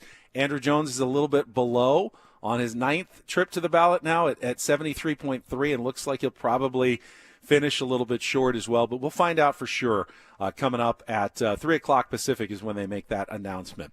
All right, we're going to check traffic last time. When we come back, right out of traffic, the interview Woodsy and I did earlier this morning with Jake Peavy, talking about some Padres issues, the Dodgers signings, and more here from Fantasy Camp. That's coming up next here on 97.3 The Fan. From the 855, get Ross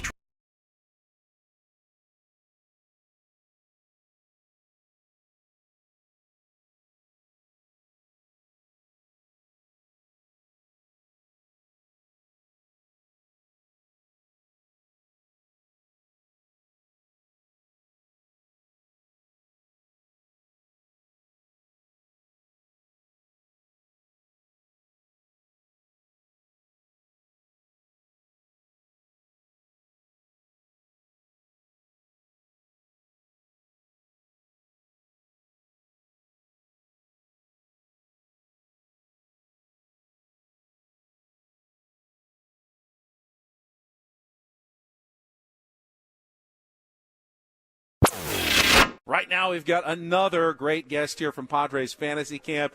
You see him now on MLB Network all the time. Former Cy Young winner with the San Diego Padres, Jake Peavy, is with us here on 97.3 The Fan. Jake, it is always good to see you at Fantasy Camp. Good to see you. Yeah, good morning, guys. It's Fantasy Camp's fun. You guys have a tough schedule because the schedule runs late here. I don't know if you guys know about the Moon Saloon and its after-hours activities. We've heard what was missed last night. We've heard of the Moon Saloon. Nothing but good times. I know. Glory days. This job's really hard after 14, 15 beers. I'll tell you that right now from experience. And you just can't really do a good job the next day. Maybe once a year, but fair. It's rough. Jake Peavy joins us this morning. You're looking great. You stay in great shape. I was watching you on MLB Network all year. You crushed it. Thank you, buddy. Do you get more nervous going on TV than when you had to pitch? Probably so. Yeah, I thought so. Look, I'm not extremely fond of maybe the way I talk. I don't have a whole lot of college education, none exactly. Right. No public speaking courses or any of that. And I went on a couple years ago for my first time, and I was on with Fran Charles and Cliff Floyd. Cliff Floyd, a former teammate. And Fran goes, "Hey, man, can I help you with anything?" And I go, "Fran, we talk baseball? I got it, bud. Anything baseball related, I'm good. When it comes to TV talk, any of that, I know nothing, bud. Can you hold my hand?" So a lot of the lingo, when to get it out, the cadencing, you guys certainly know all of that, just lifelong doing what you're doing. But to stay around the game, to be a part of a team again, which the network is, to be pulling for the game of baseball in general, to grow for young kids to be a part, it's fun. Then I learn a lot of the new age analytics and a lot of what's being blended in along the way too with the Brian Kenneys of the world. Oh yeah, and so it's been a fun gig. I got a secret for you, Jake. Don't tell anybody else. I love secrets. We're just making it up as we go along. Yeah, we don't have any expertise whatsoever. So don't feel bad if you feel like you're winging it as well on television. That's all we're doing as well. Well, all you can do, look, we get paid to watch sports, baseball mainly, in my case, and get to talk about it. And that's the best thing about it. I certainly am not ever trying to. I'm passionate in what I believe. It's my opinion, and it's nice to get to share that. It feels nice, too, when you retire from baseball and you're not really involved. I went back to Alabama, moved back east where my family was for my kids to be around. And you man, I lost where I was at, but I told you the Moon Saloon. Blame the Moon Saloon. That's fine. You'll get the best of now you. We go back to what you're talking about. After 15 beers, and I didn't have 15, but probably a good 12 last night. I'm sitting here. Well, you're not a young man anymore, Starbucks. so you Not fall asleep. But to get to sit around and talk about sports and watch it and have your opinion and to be a part of baseball, because what I was going to say is that the 5 years or so I went back home to Alabama and I wasn't really involved in any kind of baseball activity, you feel lost. You feel like, gosh, my whole life of commitment to something, what's it worth now? I'm not using any of it, and you go out and you find some other business world to get into, but you're a rookie again. So being back around baseball is what I know. It's who I am, and it's fun. Well, you've crushed it. You've absolutely crushed it on MLB Network, and they go to you for the Padres talk. Kind of what's your sense right now of where this organization is? Obviously, last year hurt. It sucked. Everyone remembers the 24 scoreless, and being that close to the brass ring, you do get the feeling that was their best chance. And doesn't mean there's not going to be another chance that comes along, but where do you kind of think we stand right now? Well, I love where we're at, because of where Padre baseball has been and where it's come from. Petco is rocking. Home games are home games. We're excited about winning a World Series one day. It's talked about. It's now a precedent standard and something that we're looking to do. And look, when you look at last year's team, when you listen to the Dodgers talk about the team that we had and what it was like playing the Padres, they knew there was absolutely no difference in the two teams.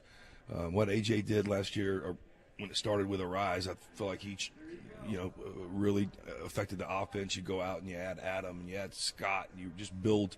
They had a super team. Last year was as good of a year as we've ever had to win the World Series. It just got away, and you see in the playoffs anything can happen.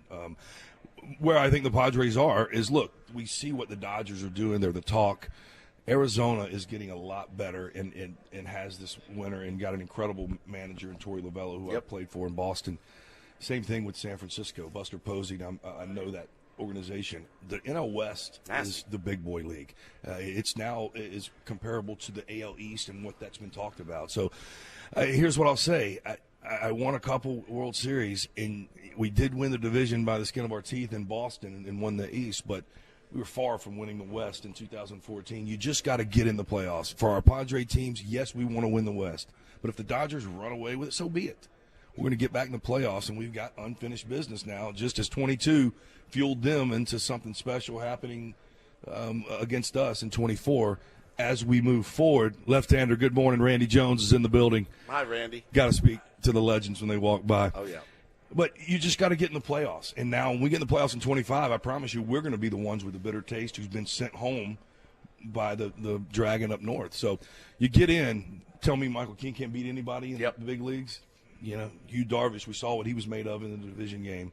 Dylan Cease, we've got some guys that can go do it with a bullpen, with the position players. Just got to get in. Jake, when you were a player with both the Padres and Giants, you know the Dodgers would always be standing in your way. With the Red Sox, it was the Yankees in that division. But it feels like it was a little different. It didn't feel like either of those teams were like where they, at least the Dodgers, are now. Do you feel like baseball has a competitive balance issue that needs to be addressed? And I'm not talking about the finances necessarily. I know players never are in favor of a salary cap, but has it gotten a little out of control when you look at what the Dodgers are doing compared now to like the rest of baseball and what they're capable of doing? No, I don't know. I think the Dodgers, I don't think so. I love what the Dodgers have done. How can you not? Yeah. And if this was unless our you're a Padres team, fan, yeah, right? Unless you're us, that's right. And so, man, when you are a Dodger fan, and I've got plenty of them around me, they're through the moon, as we were through the moon when we were trading to get Juan Soto, when we were paying Manny and the guys and writing big checks. So, like, I don't think it's bad. I think the Dodgers have built such a system under an incredible leader that we all know very well. Dave Roberts is an incredible man. Their recruiting process up there, they've got all former Padres on their staff. Mark Pryor was a Padre. Josh Bard's the bullpen coach. Caught me my whole Cy Young year. They've got a team and a staff put together, and everybody wants to go be a part of that. Yeah. They understand that, hey, we're trying to win a World Series every year. We've got this thing going. Look, it's fun to have the villain. We've always had the kind of superpowers villains back east, and Dodgers have always been somewhat of a villain, but now they've got a target. Right. Yeah. They've got a target on their back, and it's going to be fun to watch them fall in the playoffs when that day comes. Yeah, 100%. I agree with you. It's going to mean more. Yeah. When we send them home in the playoffs, it will mean more. There's no doubt. You're going to have to earn it because that's as good of a team on paper as we've seen in some time. Yeah, I mean, I was talking to Booney yesterday, and he said it's probably the most complete team that's ever been assembled in the big leagues. I mean, you got a rotation that's potentially 8 deep. You know, and that's an embarrassment of riches. But Sasaki hurt. Losing Sasaki, yeah, it hurt. Getting Sasaki here would have changed the tide and really, I think, balanced it out a little bit. But again, I'll tell you this: I was in San Diego last week and was watching and around some of these negotiations. I don't know that the Padres could have done any more. The guy was in uniform, getting loved on you, Darvish. He just wanted to go up there and play with today's best player in Ohtani, his fellow countrymen there, and then when you're the world champions and you can make the pitch that they made, it makes me understand how strong their pitch must have been because I know the guy wanted to come to San Diego. Yeah. Just didn't happen, but you build moving forward. AJ is going to have to get creative as we move forward, but again, you just put a team together that's capable of winning in the postseason with some front-end starters, with a bullpen, and we know we got the position player talent. Yep, 100%. Jake, I really appreciate it. It's always Thank good you, catching up with you. We'll see you throughout the week, but as always, it is always a pleasure. Same to you guys. There he is, buddy. Jake Peavy. Thanks. And, somehow, since the that airing of the live interview earlier this morning, the Dodgers went out and signed another player, adding Kirby Yates to their bullpen. It seemingly never ends, Sam Levitt, with these L.A. Dodgers. And I get what Jake is saying, that it's good to have a villain. The bigger they are, the harder they fall. It's going to be sweet, when you beat them in the playoffs. But they've certainly gamed the system in the regular season. I don't think there's ever been a team in baseball history that was more guaranteed to make the postseason than the 2025 L.A. Dodgers. I mean, it has to be close to 99.9% that they're going to be in the playoffs at the end of the year. I can't even come up with enough, potential mishaps and bad things happening to them that could keep them out of the postseason. I can't do it, logically. Yeah, look, they have created a team that, you can pretty much predict how great they're going to be in the regular season. Now, like Jake was alluding to, how much does that mean once you get to the postseason? It means something. Certainly doesn't mean anything. I'll tell you what, though. I was looking up Kirby Yates' numbers. I knew he had a good year with the Rangers. He had a 1.17 ERA in 61 games. So, he's coming off an outstanding year, and I suppose good for him. He's going to go to L.A., get, I'm sure, a nice little deal. But look, I understand fans' frustration with what the Dodgers have done. I think a lot of it is warranted. I think there's a part of it, too, where you just have this incredible imbalance in Major League Baseball right now between the teams that are willing, can spend. Now, the Dodgers obviously are an exception even among those. And then teams that just aren't interested in it, whether you want to look at the Rockies or teams like the Pirates or take your pick. There are certainly a lot of other examples as well, and teams in the last decade or two that just don't do it and sort of refuse to do it. So there's an imbalance, Ben. I think you can point the blame as on who you want to put that put the blame for that imbalance on. But I agree with you. I think there is an issue. I think there is a problem. But I think you could probably make arguments for what that problem actually is and who's to blame. There's always been an imbalance, Sam. I've lived with that imbalance my whole life. Yeah. I think what's different now is there's an imbalance between one team and the other 29 teams. Yeah. There's the Dodgers, then there are the big spenders. Then there are some of the middle spenders, and then there's, 50 feet of crap, and then there's the, Pittsburgh Pirates and a couple of other teams that really need to be forced to spend more money. I'm not talking about that. I agree with people who say that those bottom teams need to spend more.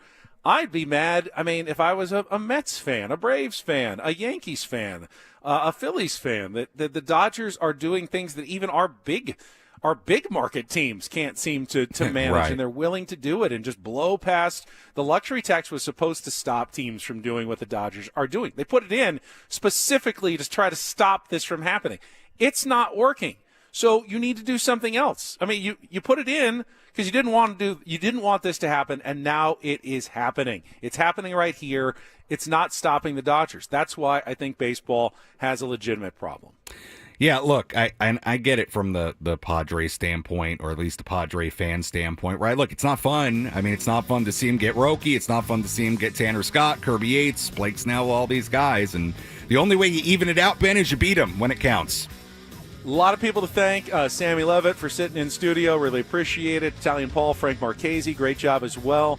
A lot of technical people trying to help us on the air. Things got much better in the second half of the show. Hopefully they'll run perfectly tomorrow when I return with Paul and Woods at 6 a.m. Annie and Elston coming up next. Thanks for joining us live at Fantasy Camp. Ben and Woods on 97.3 The Fan. Which two teams will square off in New Orleans